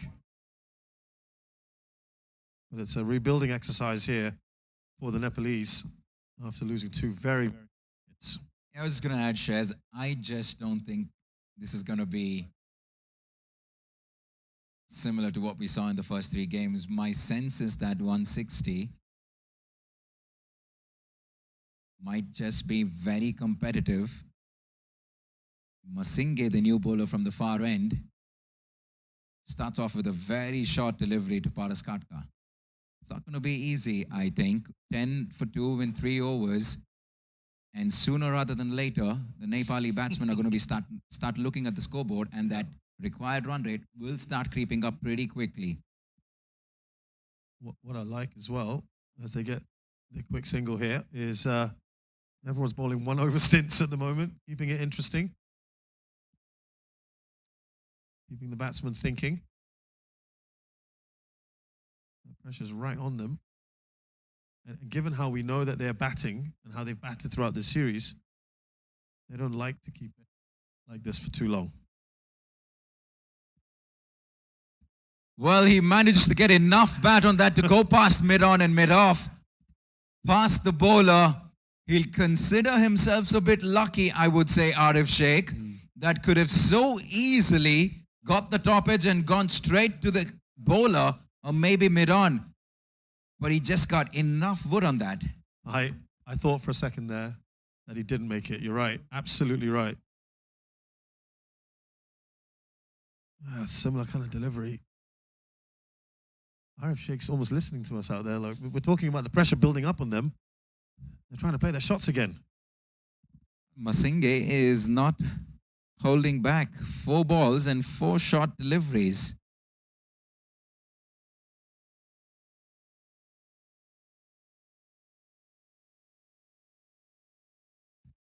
Goes full this time, and Arif Sheikh responds very well indeed. That has to be the most convincing shot that we have seen in this little innings from Arif Sheikh. Excellent shot, and raced away to the cover boundary. Full of conviction, isn't he, on that one? Absolutely smashed it. And that will do him a world of good.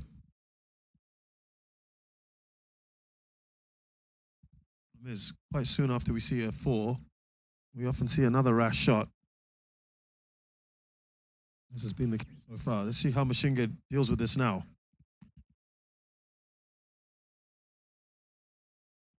How about that? Where has that gone? That's gone the distance. Boy, oh boy, Arif Sheikh coming to the party, 14 of 8, and he's taken 14 of the last 4 deliveries from Masinge. He's happy with the short ones. And, well, it wasn't short enough. It wasn't full as well. Somewhere in between, and Arif Sheikh like that. 4 overs gone, 25 for 2. Nepal, a little bit of a recovery here.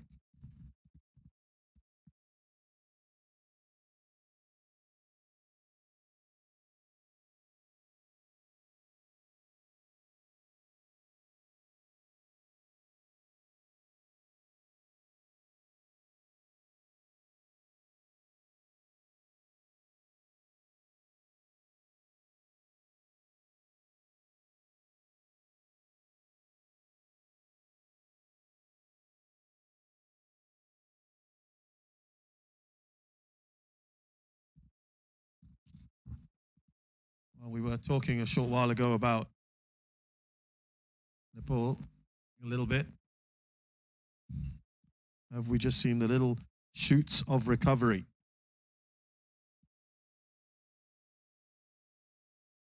Chatara continues.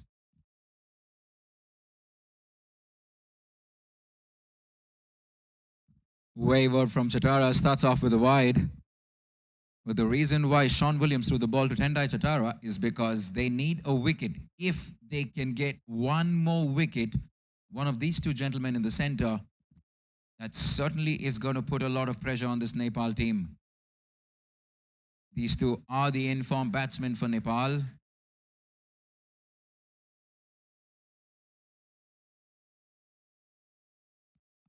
Same kind of ball, and this time it's dispatched.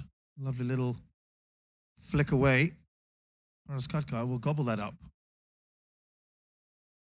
You can't afford to be drifting down the leg side, especially when you have short fine leg inside the 30-yard circle. There, Paras Katkar would take that any day of the week. Just a little touch helps it on its way. 4 easy runs there for Nepal.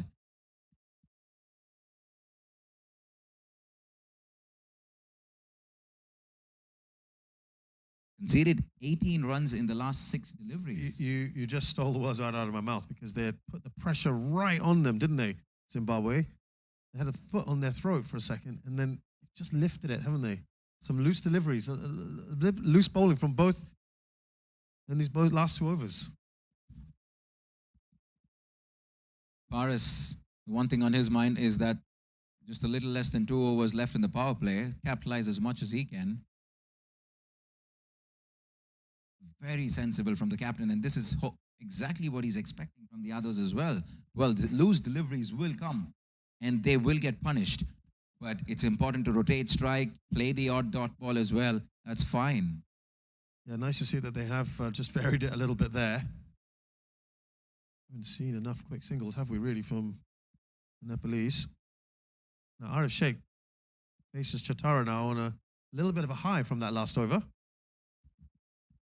Paras Katka making sure he's chatting with the non-striker every now and then. Much better this. A very good over so far for Nepal. They've already got 7 off it so far in the 4 deliveries.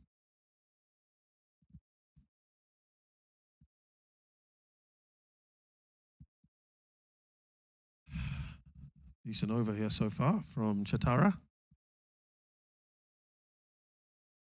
Or at least the second part of it has got a little bit better.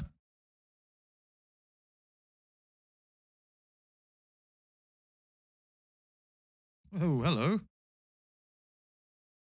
There is a bit of life in that wicket. And he's just given a little pause for thought there.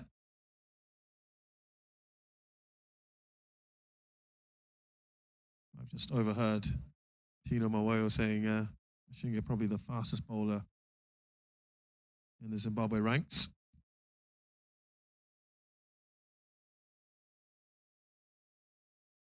Final ball here. Paras Katka in this power play.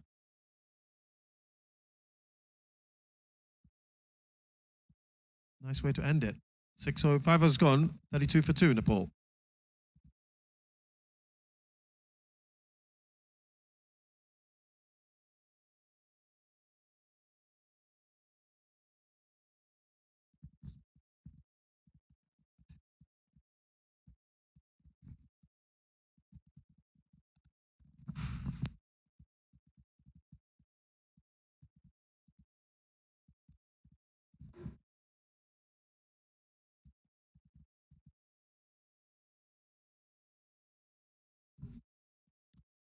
$32 for 2.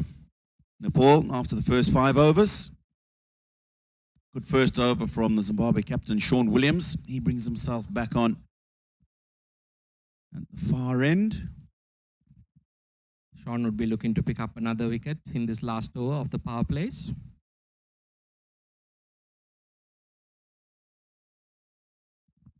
Bowling to Arif Sheikh, who's looked good when the ball is coming onto the bat. Took young Mashinga to the cleaners in his first over. Thoughts about the single come through very quickly for it. Yeah, PJ Moore there at mid-on. Got a bit on his heels there.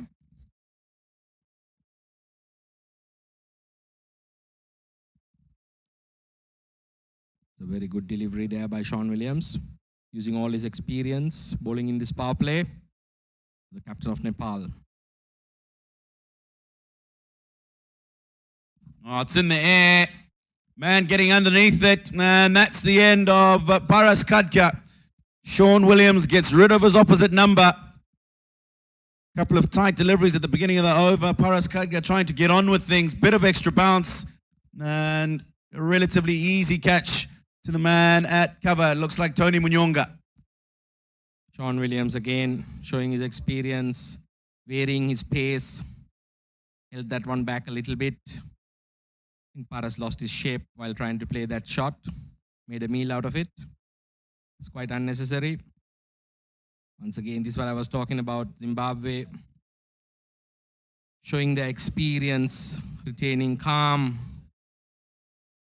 even after the onslaught by Arif in the previous over. Third wicket for Nepal goes down with the scoreboard reading 33. We are in the last over. Last over of the power plays. Brave move by the skipper, leading from the front. He knows how important this match is. Looks like the wicket keeper, Binod, Number 7 for Nepal. Strides out. Must say the momentum is with Zimbabwe at the moment. It's shaping up to be a good contest. Well, all 3 matches so far have been good contests. And it was important for Zimbabwe to try and get some early wickets, including that last one of the captain who was so dangerous in that last game against Singapore. This is excellent bowling. Shawn Williams wouldn't mind the singles. Bowling in the power play. Bowling with excellent control and bowling at the right speed on this track, showcasing his class and experience.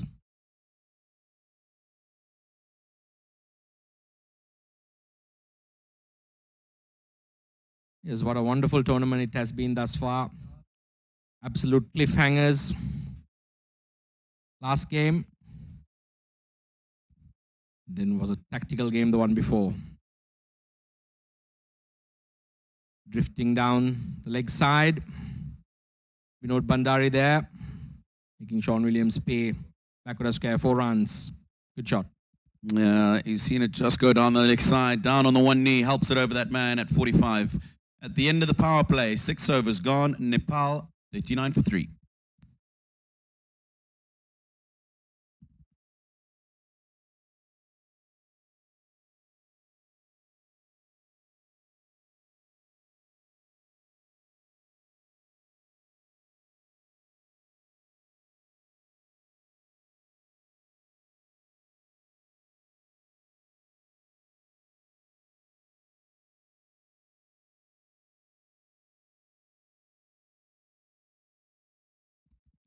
$39 for 3.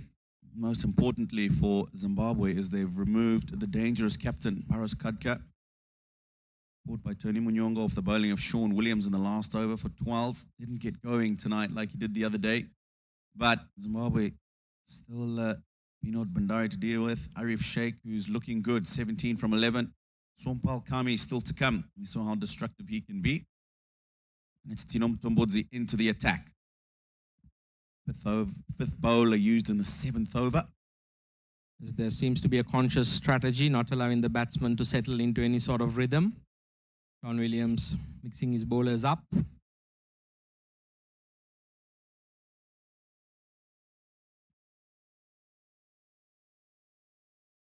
Nicely tucked into the onside. Jamal, of course, you are the team manager for the Singapore men's team. You guys have been extremely busy over the last 2 or 3 months, preparing obviously for the qualifier that you had here and won, and now the qualifier next month in the UAE. Just tell us about the preparations you've had going into that tournament and the importance of tournaments like this to ensure that you don't only brush shoulders with some of the top cricketers around the world and test playing cricketers, but just for the development of the game in the country as well. Yes, we focus on our processes, and our director of coaching and our CEO, Sadkan Janjua, is very meticulous in the planning, right from the previous tournament which we won, the Asia Finals. Before that, we played 15 games against a tailor-made side from Pakistan. And that led to us performing extremely well in that tournament. And we are very clear about what we want to get out of these encounters. Yes, it was okay and good to win against Zimbabwe. It was an honor to play them. But as far as Singapore are concerned, we are focusing on our processes, and we are very much focused on the global qualifier in UAE. We are departing on the 10th of October. And we intend to qualify for the World Cup. There's 14 teams partaking. That's a very dangerous shot there. Arif Sheikh attempting to hoik it over long on. Yes, as I was saying, we are very much focused because 14 teams partaking, 6 will qualify. And I'm quietly confident that Singapore will be on that flight. I'm liking the confidence, Jamal. We'll carry on talking about that in the next over. 7 overs gone, 41 for 3, Nepal.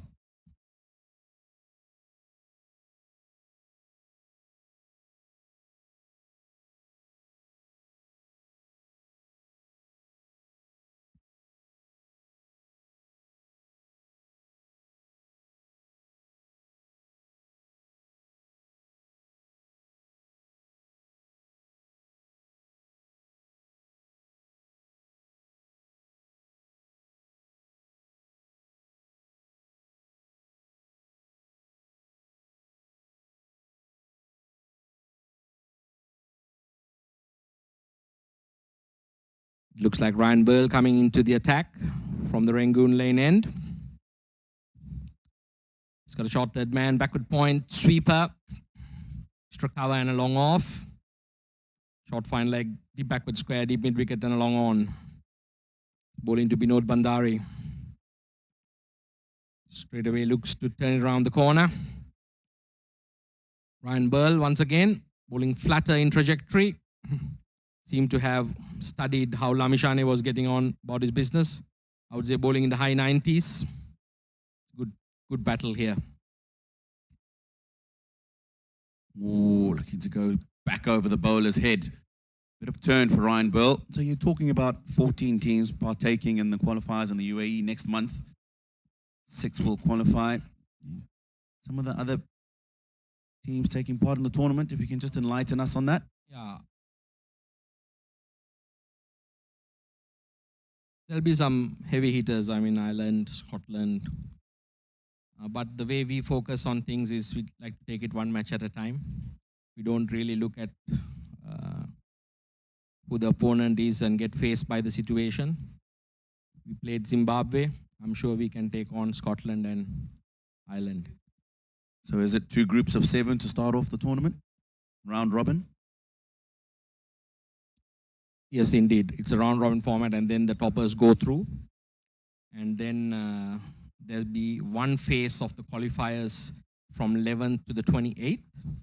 And then thereafter, tell you after this delivery. It's a brilliant bit of fielding there. Skipper once again. Yeah, and then the second phase continues on from 29th to the 3rd of November. And then from there, 2 teams go ahead.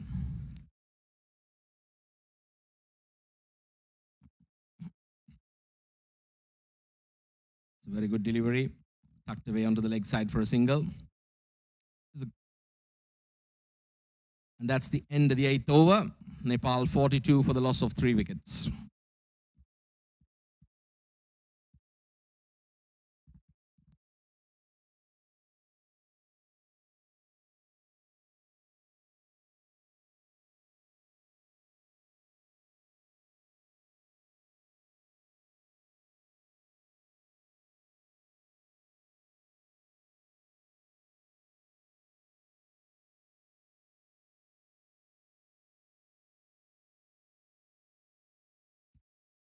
William Mashinge back into the attack. Took a bit of stick from RF Sheikh in his first over. Case maybe of some slight baptism of fire. Yes, I think he seems to have had a change of ends. Shawn Williams bringing him on from the Balestier Road end. And Binod Bandari, for some reason, doesn't look 100%. I saw him in the warm-ups. Seemed to have pulled a little bit of a hamstring niggle there. But he's battling on for Nepal. Shawn Williams ringing the changes, not allowing the batsman to settle. At the same time, slowing the game down a little bit here. We have a real contest on our hands, and I get the feeling that this one too will go down to the wire.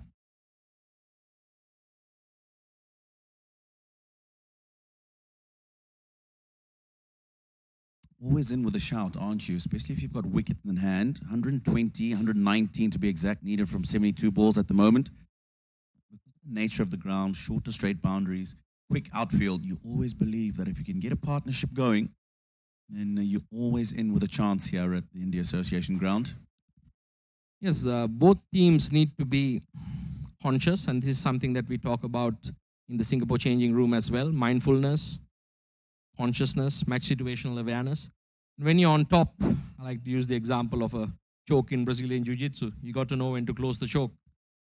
When you're on top, never let the opposition come in. Absolutely.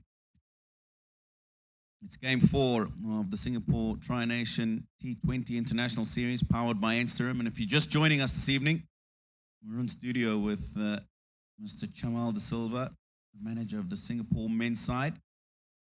We called Wide. We've just been talking about Singapore cricket and what they have been up to the last couple of months, of course, taking part in the World T20 qualifier next month in October. You've given us a background of that, a background of the tournament itself. Talk to us a little bit more about the importance of this particular tri-series for the players and the nation? As well as, can we expect in years to come to continue seeing these kind of tournaments? Yourselves rubbing shoulders with the top teams in the world. Of course, you're talking about wanting to qualify for that T20. And if that happens, the process that's got you there needs to continue. Absolutely, Tino. That's the vision Singapore Cricket Association has. And that's a top edge. Flies away down to the boundary for 4. Bit lucky there. I'll tell you what, Mashinge is extracting excellent bounds off this deck in IA. Big, burly, strong lad. Yes, more tournaments of this nature will certainly be a feature in Singapore's cricket fixtures. So that's what our vision is, the vision of the Exco and of our CEO, to bring top-class teams here. And we have proven that we are able to host the events. And it's wonderful exposure for Singapore. It's a nice shot. And that's a great fielding effort on the cover boundary.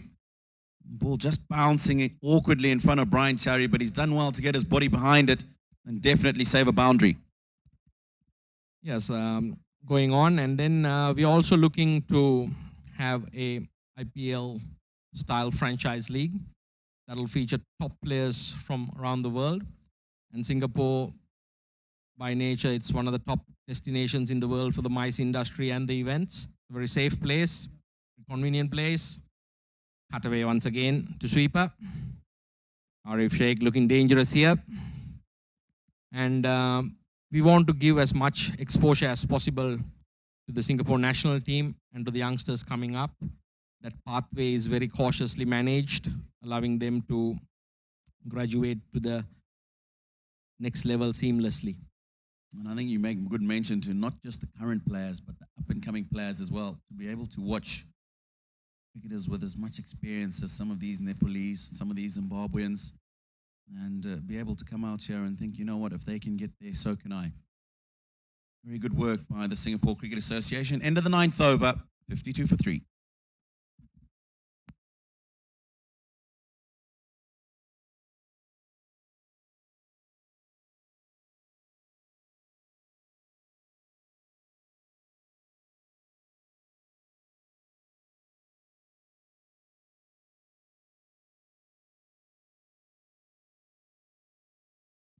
Yes, I also want to mention the role the youngsters that have been groomed in the Singapore Cricket Association nursery that are now amongst the senior ranks, likes of Janak Prakash, Rohan Rangarajan.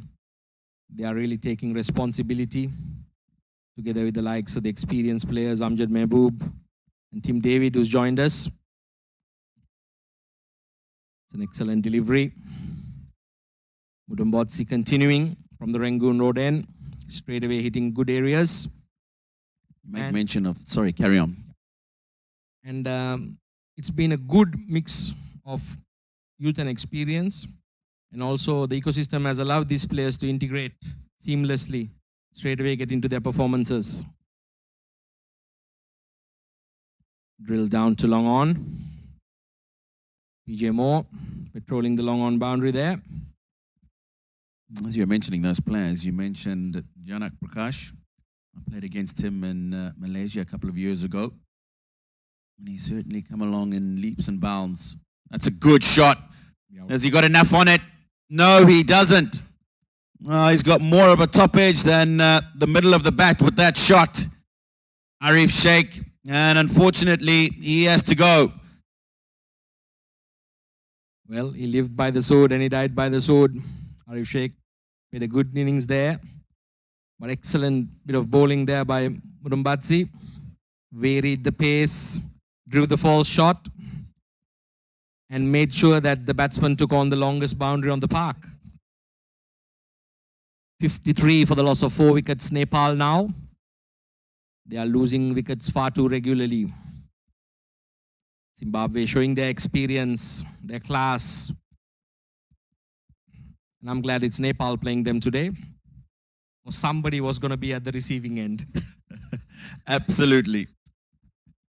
Jamal, very quickly before we get on with the innings, Janak Prakash, I was talking about, I played against him a couple of years ago and really has come on in leaps and bounds. Kushal Muller's the new man at the crease. Just good to see that he's got some shape on the ball. He's a young, strong bowler. A couple of wickets that he did get really is good shape away. One from the right-hander. Wonderful Yorker to dismiss Ryan Burl at the end of the innings in the last game. Again, in swinging into the left-hander.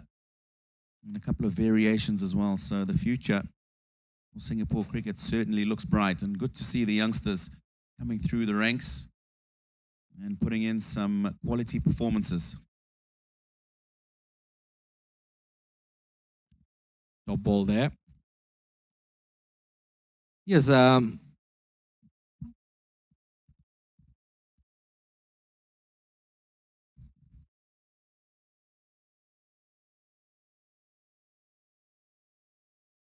once again, this is an excellent over. Shawn Williams will be very pleased with his leg spinner and the job he's doing. Yes, Janak Prakash, I mean, he's a brilliant fielder and his bowling has certainly improved remarkably. And he was also picked up by some of the high-performance talent scouts that were here during the Asia final from Australia and New South Wales.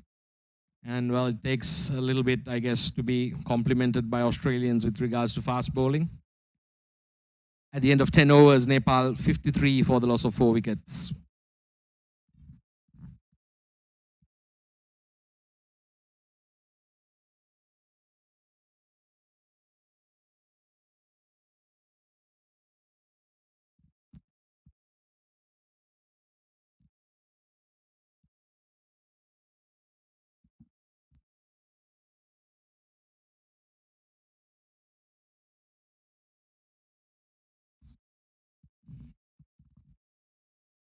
Right, young Tony Munyonga to come on and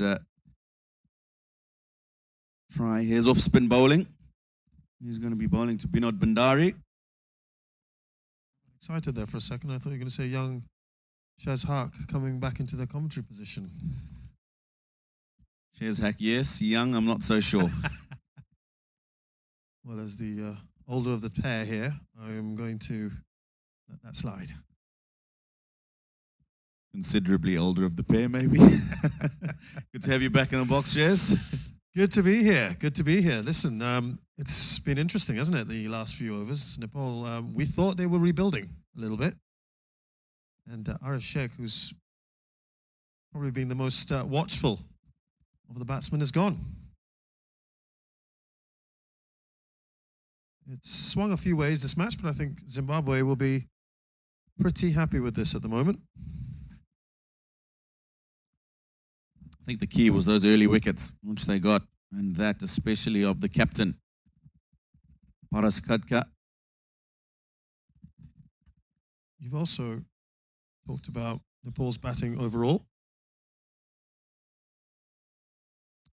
and how they like to play their shots. And that can often be their undoing. Yeah, you're right. Shazad, nothing wrong with wanting to play your shots, but I think you just need to make sure that when those shots aren't coming off, you've got something else that you can go to. Hitting the ball in the gaps, getting yourself to the other side, running between the wickets. The problem comes when you try and get those early boundaries, you don't get them, and there's nothing else in between. There's no medium. It's either a block or I'm going for the big one. Quite often, if you go for the big one and you don't get it 2-3 times, then a false stroke comes because there's been no runs at all in the over or for a period. They're creating their own pressure, aren't they? They're putting it on themselves. That's not helping.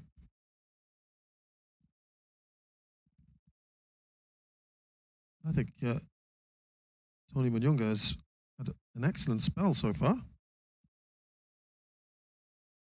Been very, very economical, and he's racing through this as well. That's the other thing, isn't it? You've got spinners that get through the overs quickly, especially if you've got him getting you to hit the ball where he wants you to in the field. Then he's getting through the overs very quickly. Before you realize there's a ball left in the over. And before you realize it, the over's done. 56 for 4 off 11, Nepal.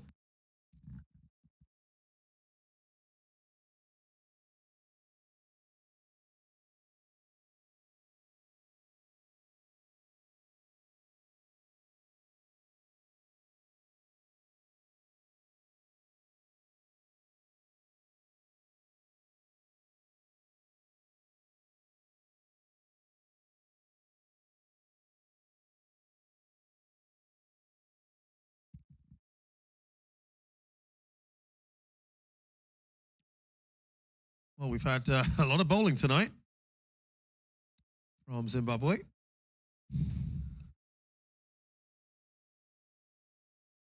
And it seems to be working. There was a period where it was all little one-over spells. Ryan Burl back into action.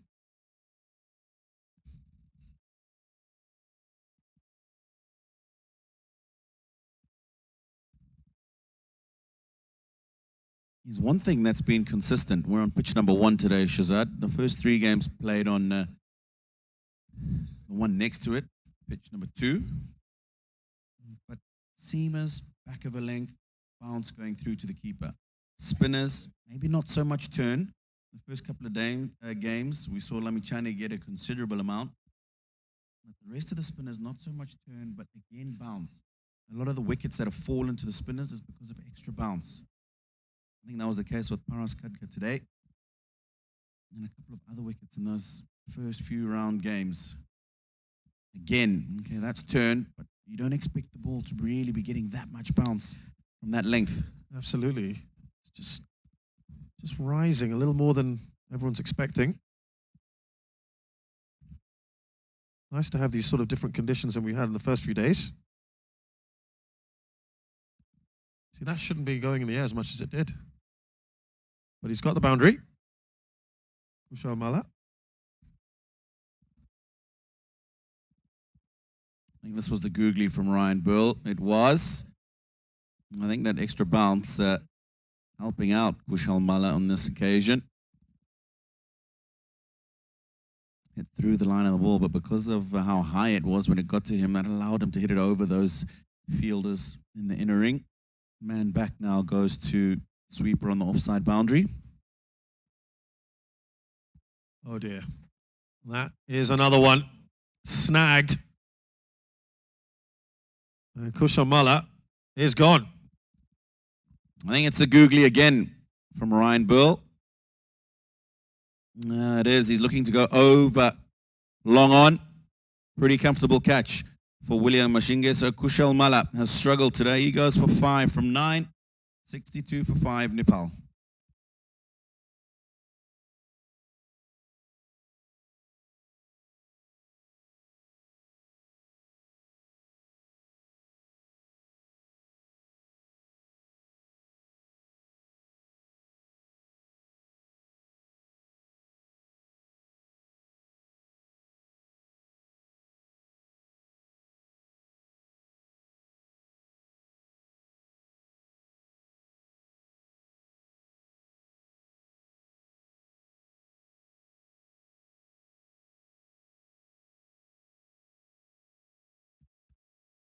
Sompal Kami, the new batsman in for Nepal, in real trouble here. 62 for 5. Just over the halfway mark as well. They have a lot of work to do if they want to get something out of this match.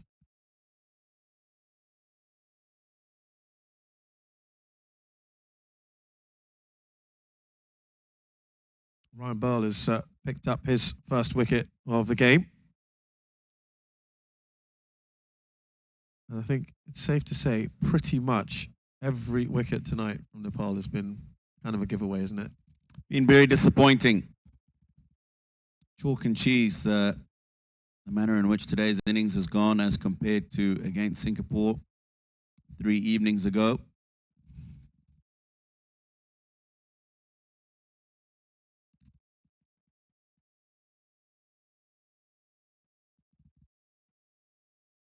Yeah, I think they'll just have to look at this and think of the way they've approached their batting in the 2 games against Zimbabwe, actually. A lot of what I would term unforced errors. I know that's something we normally use in a lot of other sports. But they've brought it on themselves, I think, in most circumstances, most instances. I think especially when you're chasing in a T20 game and you've got a bit of a hit or miss scenario with your batters, then you find that you dig yourselves in a hole if you're not getting boundaries, and you end up just wanting to keep hitting everything so you can get some boundaries and some runs on the board. 12 overs gone, 63 for 5.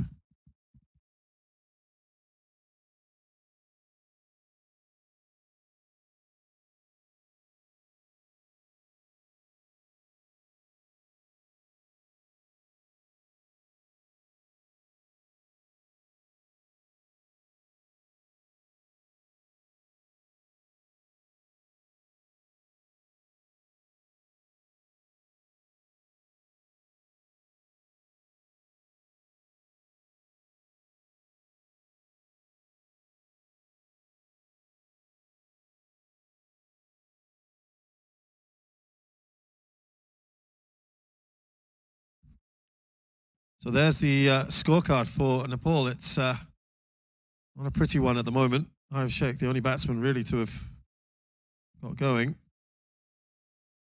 And they've got to dig very, very deep here. They want to try and turn this around. Backs against the wall at the moment for Nepal. 8 overs to go, 98 required. That rate above 12.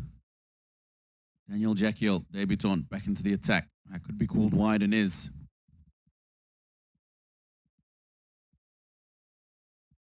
They bowled right at the beginning of this innings when they were dealing in.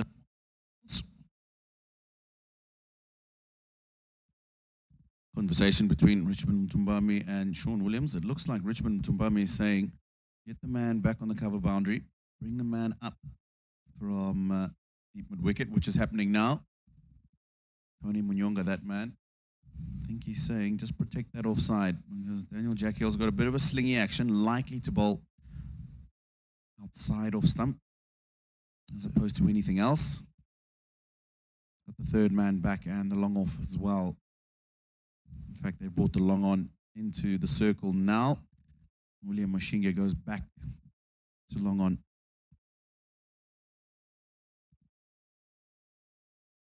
Look for a couple here. Nicely placed behind the line at backward point. Back comfortably. Yeah, we just haven't seen enough of that, have we? It was a lesser spotted 2 runs. And that's what I'm talking about when I say a medium.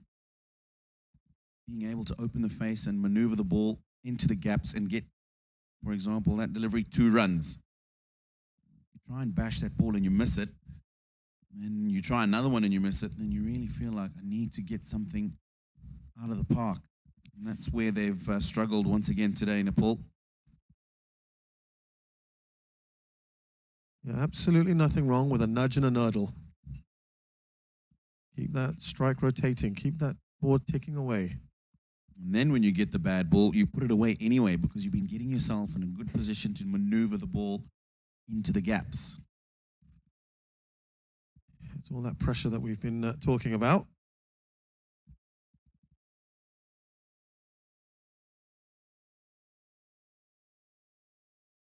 Well, that'll be wide. 2 already in this over. But the problem is, of course, now the situation that Nepal find themselves in, it is so difficult. Had they adopted that strategy, start, punish the bad balls, look for the singles, try and get a few doubles, the runs will come. Now they've left themselves so much to do. They're in this kind of very odd position, aren't they? 12 and over. 12 and over. And just above 7 overs, 5 wickets in hand. And really, the big guns who could have done the job for them, not that the remainder can't, but those that you would have expected to contribute the most to this run chase, are all back in the hut.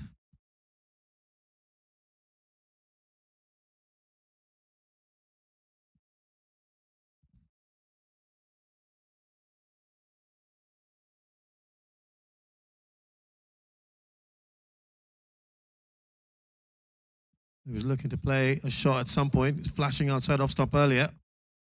They've got another couple.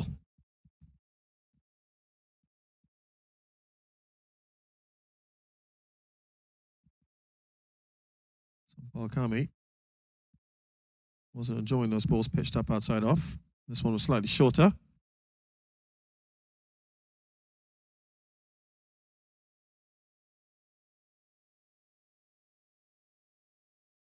Tara just has a little look around, wants to just tweak things a little bit.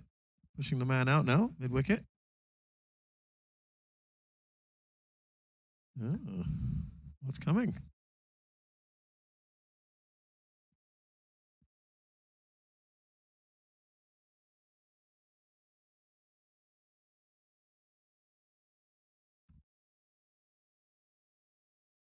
Looking to cut that away. Bottom edge.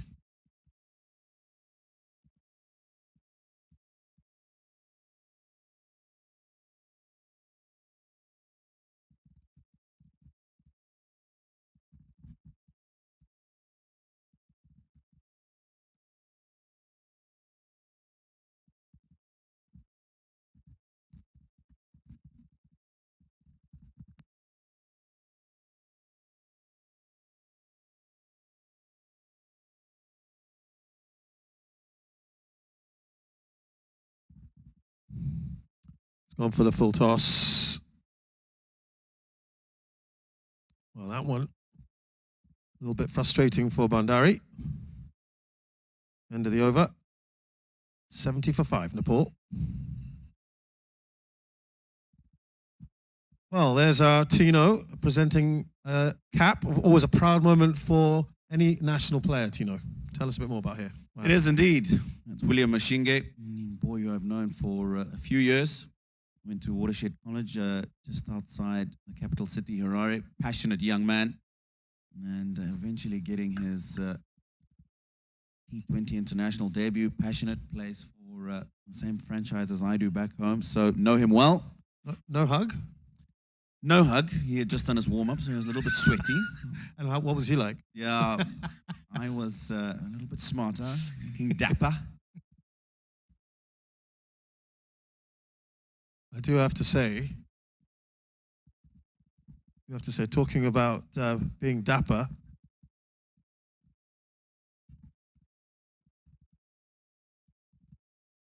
our man in the commentary box with me is looking very, very smart, as you may have just seen. Thank you very much. Awarding that cap. I like what you've got on. Shazad, you do have some kind words in you. There we go. Look at this. Look at this. Thank you very much. You know, Thank you very much. In these tropical temperatures. Yeah, I've realized over the last couple of evenings when it's a bit steamy, the blaze is a bit much, eh? Yeah, but this. I mean, you're going to go out with this later, or You want to talk about the wicket first, and then maybe.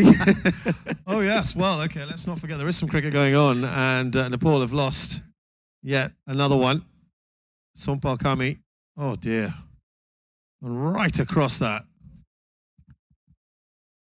and he's gone. You'll be disappointed. And like I said, once you've got so many runs on the board, you don't really have the big guns who control the innings for you. It gets that much more difficult. Sompal's gone for 7. 72 now for 6. Nepal.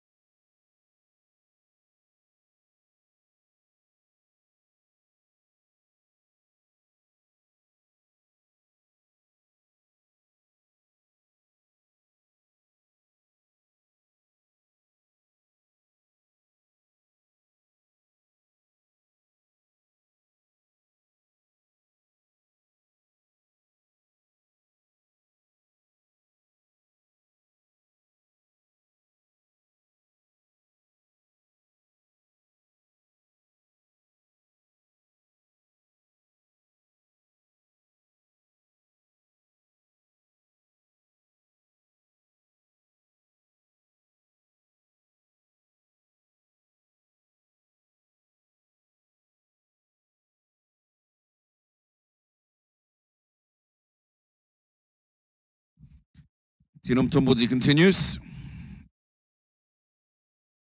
That's the flighted leg spinner this time, inviting the batsman to try and play him through the side.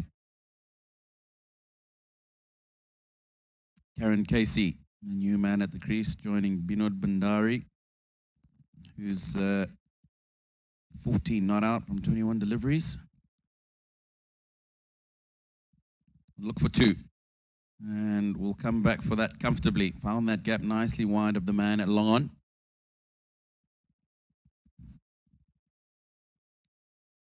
Well, it was not the prettiest shot. I saw Nepal lose their 6th wicket. And it's just very, very difficult for them now, isn't it? As we just about hit the end of this over. 6 left after this. You're going to get shots like that from the tail. 75, 79 for 6, rather, after 14.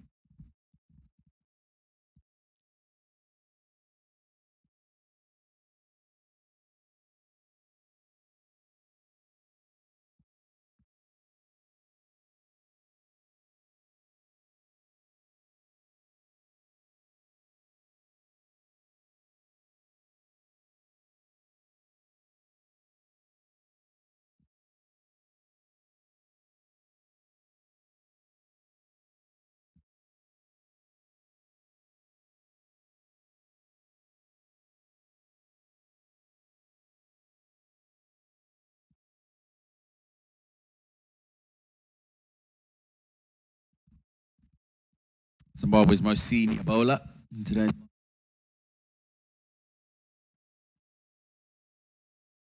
In that last game against Singapore. And I think Zimbabwe missed him. 181 runs scored in 18 overs by Singapore.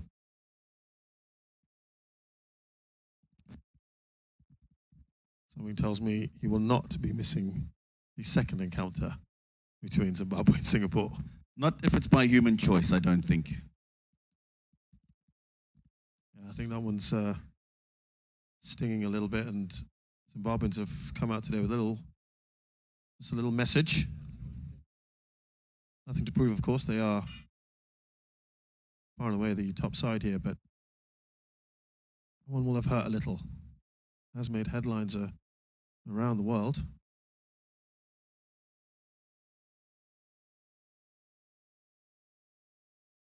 Nicely played.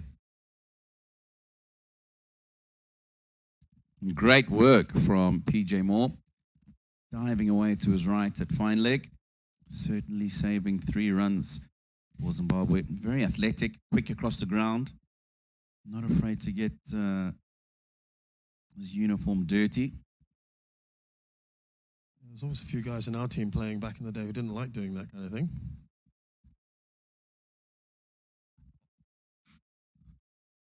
Well, that was confidence. Yeah, nicely Thailander. played. Yeah. Looking to just find that gap fine of the man at third man. I was talking about uniforms and older people and not wanting to get them dirty. It reminds me of my other favorite sport was rugby back in school. Right. We used to wear white shorts. I used to play fly half, and I'll tell you Oh, what, nice. I think in 36 odd first team games, I only came off the field with my shorts dirty once. Quite the achievement, really. That was Dresses 'cause like this. It was muddy and I slipped in the rain. Good bouncer from Chitara. Not in picture at the moment. You know, talking of rugby and underdogs winning, of course, let's not forget Japan's incredible achievement over the weekend, along with Singapore beating Zimbabwe. Japan beat Ireland at the Rugby World Cup. So it's been a nice little weekend for the underdog. I think Ireland ranked number 1 at the moment, aren't they? Absolutely right. Yep. Absolutely fantastic performance. If I remember well, Japan in the last World Cup beat the Springboks as well. Yep, that's So, right. Making a thing of upsets at World Cups. Great to see. It's great, isn't it? In all these sports, in cricket and rugby, when you're seeing the minnows start to assert themselves, and it just opens up opportunities for them and gives other associate nations a real glimmer of hope that they can do it one day. I was hoping that Nepal would have given a bit more of a fight today.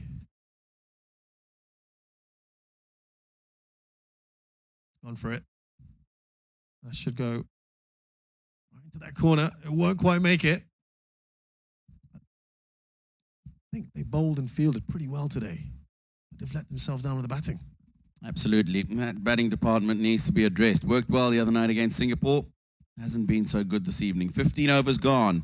86 for 6. And when you return in the commentary box, it's going to be Navneet Krishna and Mr. Chamal De Silva.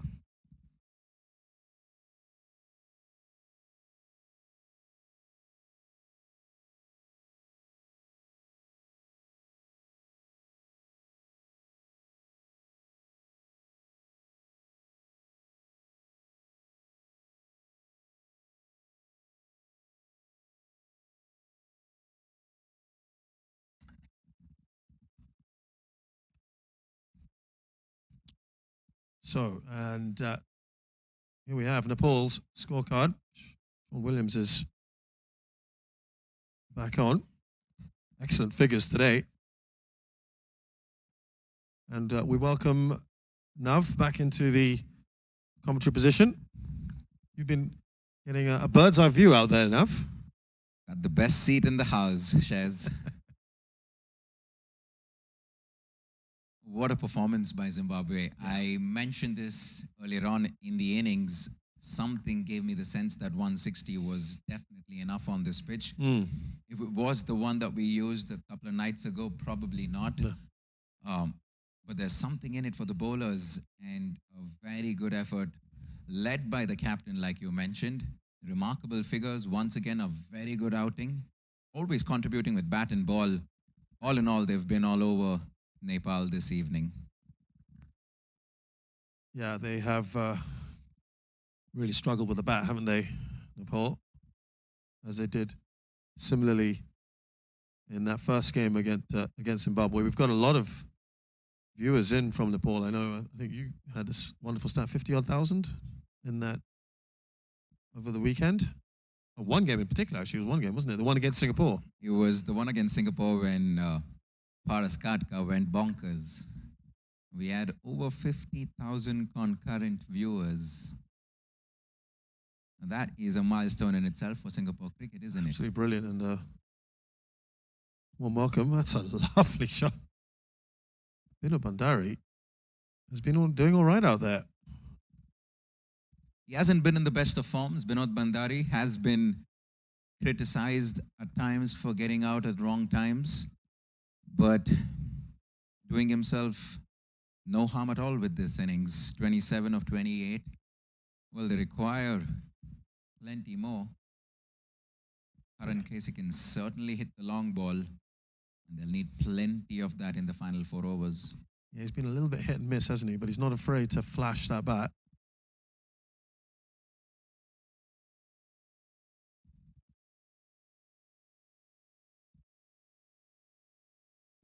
There's a prime example of that. But at this stage, they've only got 4 overs left. There really isn't. We look at that equation, 16.7, 17 runs basically in over. I suppose you just have to hit absolutely everything. Looks like it's going to be Zimbabwe back on the top of the table again with this win. They got the better of Nepal 4 nights ago on opening day. We have a few fans who have made their way this Tuesday evening as well, which is good to see. We saw plenty of people come into the Indian Association on Saturday and Sunday, also because their home team Singapore were in action. Good to see people turn out in decent numbers. I've been told that there's a decent sized Nepali community here in Singapore as well. Very much so. A lot of them, of course, from the Gurkha community who serve with distinction in Singapore. And we're very proud to have them here, be part of our Singapore community. Big crowd as well on the sidelines. Good to have them. There you go. All excited to see their team in action. And as we head into the final 4 overs, another change in the commentary box. I'm going to welcome Chamal back in again. And Shez, thank you. Thank you, Navneet. Well, they're trying to be a little adventurous here. Vinod Bandari, Karan Casey, and the Nepali batsmen. They've tried everything. It just hasn't come out good for them today. Yes, I think Zimbabwe were able to hold their nerve, bowl good areas, kept it simple. The experience has come through. Yeah, very disciplined effort. They made plenty of changes, 4 of them to be precise, as against the team that played 2 nights ago. Most of those changes were in the bowling department. Masinge, for example, playing today. Daniel as well. And there was assistance for each of them. There was bounce, there was pace, and the spinners were quite accurate. They didn't turn too much, but good variety in the pace and the trajectories, and that helped. And once again, a good call to bring Masinge from the Balestier Road end. After he went for a few, when he commenced from the Rangoon Lane end, this side is providing him much more assistance than the other one, and he's also bowling better areas. Be a wide signaled. Here's a much more disciplined effort with the ball by Zimbabwe today. But I think the Nepali batsmen, they'll be disappointed. Of course, Parasi didn't fire today, but you can't depend on one batsman for every match. People need to put their hands up. Well, against the run of play, Karan Casey is doing what he does best, and that is hit mighty sixes that went well over long off for a handsome looking 6. And this is what he does. We saw him do so much of this at the Everest Premier League late last year, and ever so often brings his team back from really difficult situations with hits like that. His current case, he hit that one a long way. He certainly put one up in the air. That one's got frequent fly miles on it. That went a long way. Well, he's a strong lad, his current Casey, and he can hit them a long way. And another thing, like I mentioned, it is very similar to the Avinash Bora topic that we brought up. He didn't finish his quota in the previous games and finally got to doing that today. I just get the feeling that current Casey should probably bat higher up the order. This is the kind of damage that he can cause. And he comes in at number 7, number 8. Not too sure if it's doing justice to his talent. Yes, he has a good technique and a good head on the shoulders. And he's a brave cricketer. And he reads the situation well. Those are all ingredients of a good batsman and a good cricketer.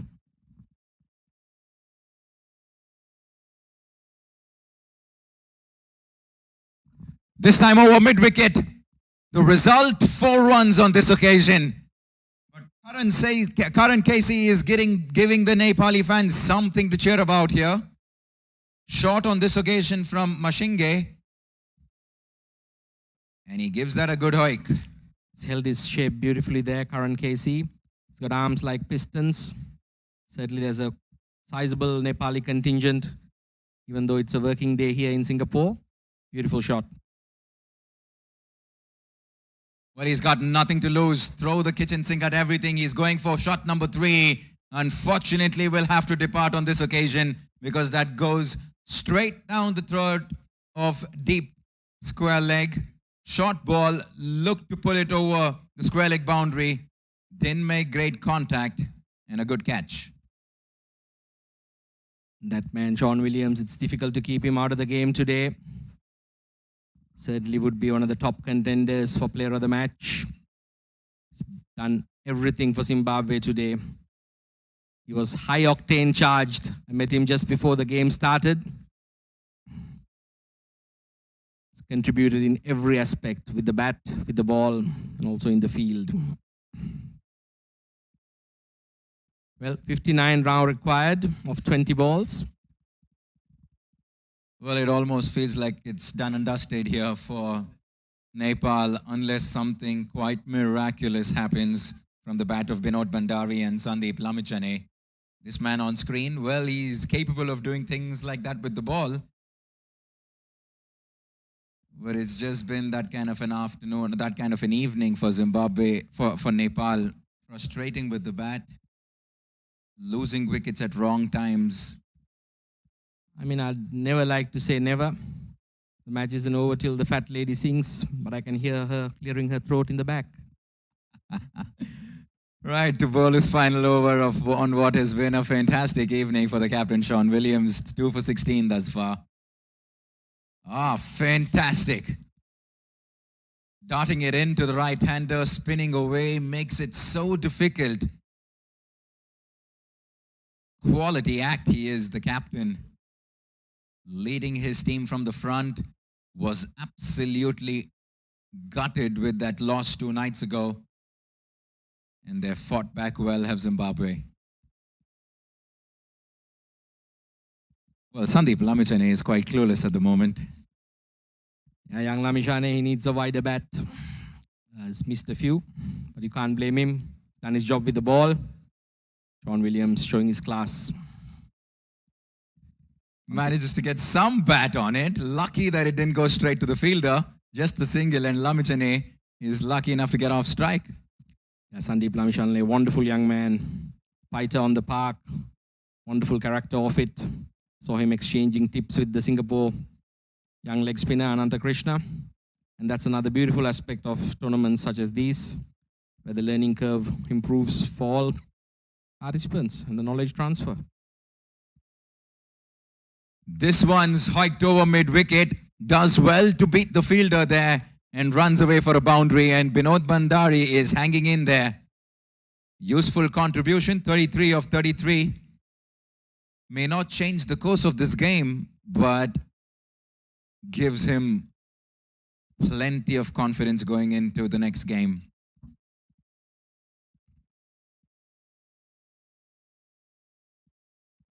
Well, this is one thing I love about Nepal cricket.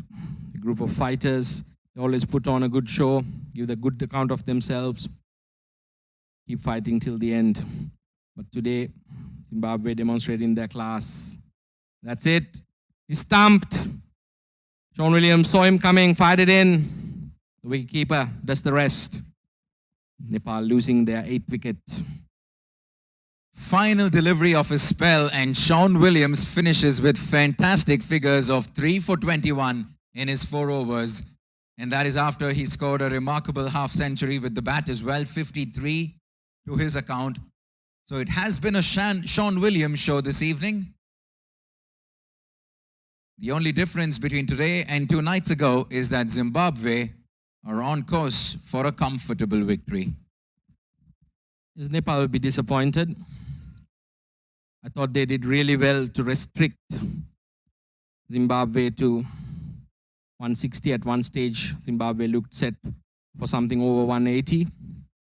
They did well to pull the game back, but their batsmen have let them down. Zimbabwe at this juncture look on cruise control for a comfortable victory.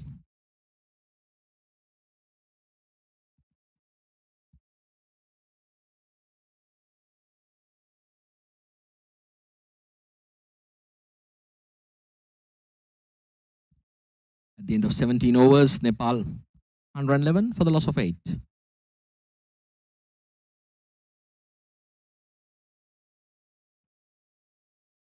Jaquiel, Daniel, Tino tells me he's making his international debut on his 3rd over from the Balestier Road end. It's a very compact action, rhythmical run-up.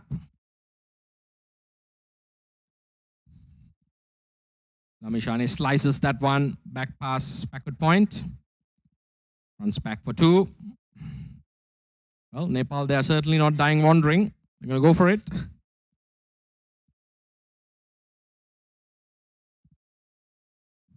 This might be one Everest which is proving difficult to conquer. Yeah, I'd be surprised if anything miraculous happens from here on. Sandeep Lamachini giving the field a good look. Wonder where he's going to go. My sense is the good old hoik over mid-wicket. That's what he does. Low full toss though. So there's not much you can do, just the single. This is very good bowling by Jaquiel, looking for the Yorker. Also the low full toss, not too easy to hit, even for a batsman. Lamishane more accomplished as a leg spinner. Not too sure which pitch we're going to be using for tomorrow's game, Jamal, but if it's this one, 160 is certainly a good total, because on the previous pitch, 180, 190 was probably par score, and we felt Zimbabwe maybe 10, 20 runs short at the halfway mark, only to realize that this pitch certainly has something in it for everybody. Yes, the pitch certainly is one variable, but poor shot selection, poor situational awareness has cost Nepal the game today. I thought they pulled back the game from Zimbabwe, but they only managed to hand back the momentum to Zimbabwe. And a classy side like that, they're not going to hand it back to you. No, it's a good point that you bring up, Jamal. And I'll be honest with you, the Nepal batsmen have been guilty of this in the past as well. Throwing away their wickets, completely unnecessary shots. And sometimes they leave it on the captain way too many times.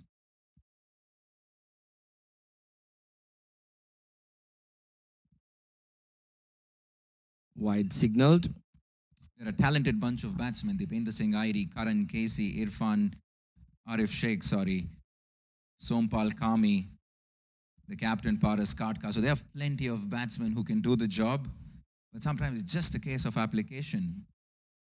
Yes, the big shoulders of Paras Katka carried Nepal for a long time. And the youngsters, as well as the seasoned campaigners. There you go. Rushan Bari perishes. Trying to loft that one over long on. Only manages to get an outside edge. Jaquiel banks in a wicket. He's happy. He's on the scoreboard literally in international cricket. Well, yes, he is. It's been that kind of an evening for Zimbabwe. Almost everyone who has held the ball or the bat has got onto the scoreboard, contributed to the team's success. And you can see Shawn Williams there, marshalling his troops, giving the boys a good pat on their back because it's been an excellent, near perfect evening for Zimbabwe. And there's just one wicket away from a resounding win. As you could see it from the moment when he walked out to bat with Zimbabwe in a spot of bother, how focused he was, took it upon himself, make sure that Zimbabwe got to a total that the bowlers could defend, and then straight away with the ball, made an impact and has marshaled his troops really well. It's been an outstanding job from the captain. Good support from the Zimbabwe team.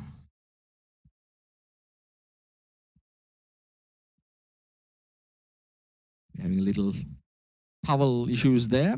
Jaquiel returns the face towel to the umpire there. As this throws the tournament wide open.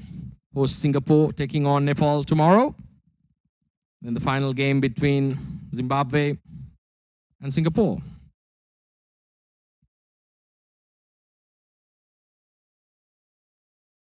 Very good delivery once again. Right there in the block hole as the batsman tries to make some room. Plonked away to long on.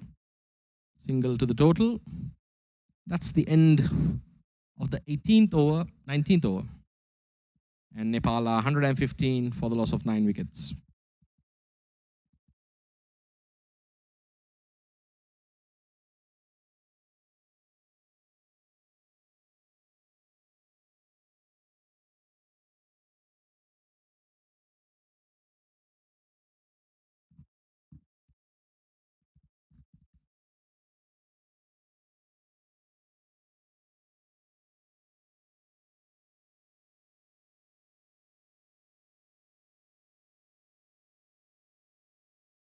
Right, we're down to the final over of match number 4 at the Singapore Tri-Nations T20I, brought to you by Instagram.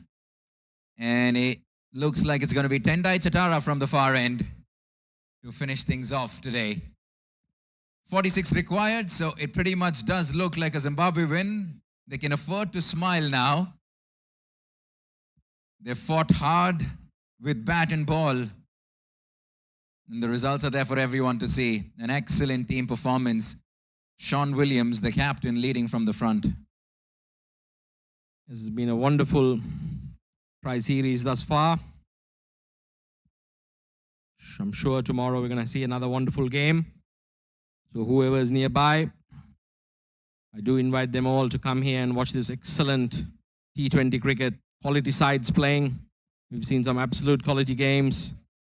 Once again, a big thanks to all the sponsors and all of those tuning in on social media and on the live stream.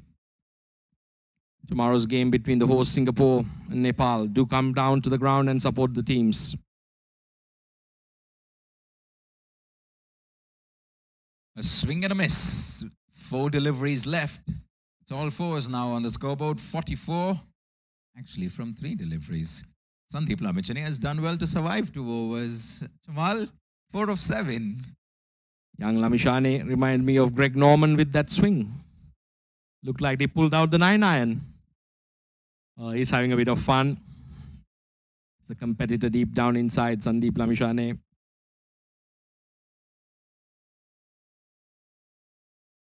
He's not going to give his wicket, will he? He's going to fight till the very end.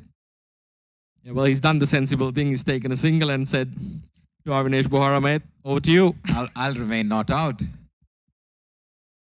Little mini battle between the tail enders, who always fancy themselves as batsmen. Absolutely. Tendai Chatara, he's been quite economical as well amongst the wickets.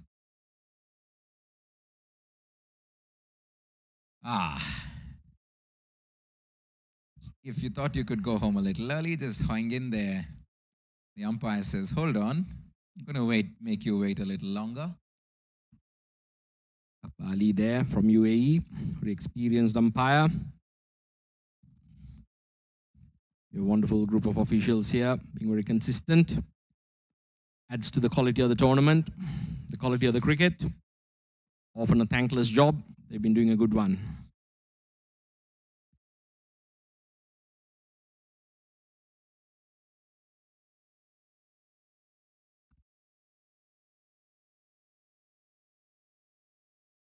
Right, the penultimate ball of the game, and Avinash Bora gets one to bring Sandeep Lamichhane back on strike for the final delivery, with Nepal requiring 41.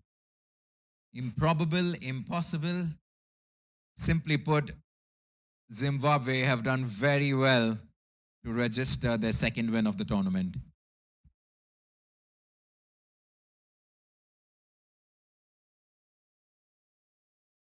Sandeep Lamichhane to face the last delivery.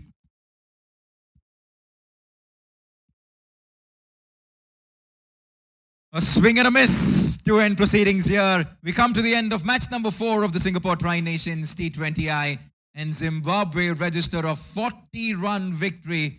Comprehensive performance, first with the bat and then with the ball. And Shawn Williams will be a very happy captain. It's been a pleasure commentating with you, Navneet. We'll see you all shortly with the award ceremony.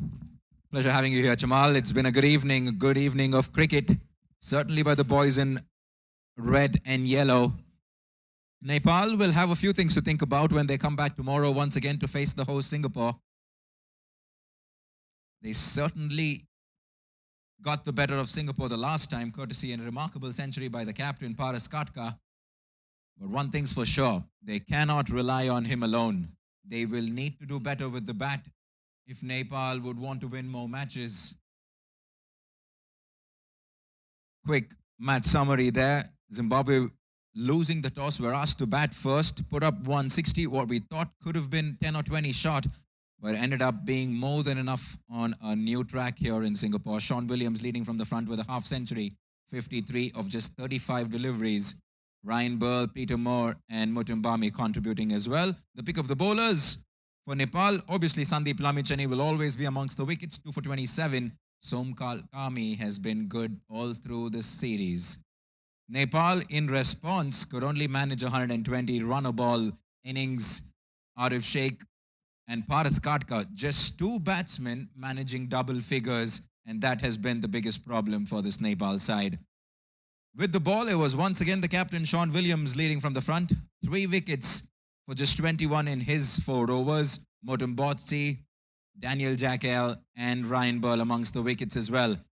All in all, a comfortable, comprehensive victory for Zimbabwe. 2 wins out of 2 against Nepal in this series, and they win this game by 40 runs. Thank you for tuning in. For everyone watching live telecast of the Singapore Tri-Nations from around the world, it's goodbye and thank you, and we're going to see you in a few minutes for the post-match presentation.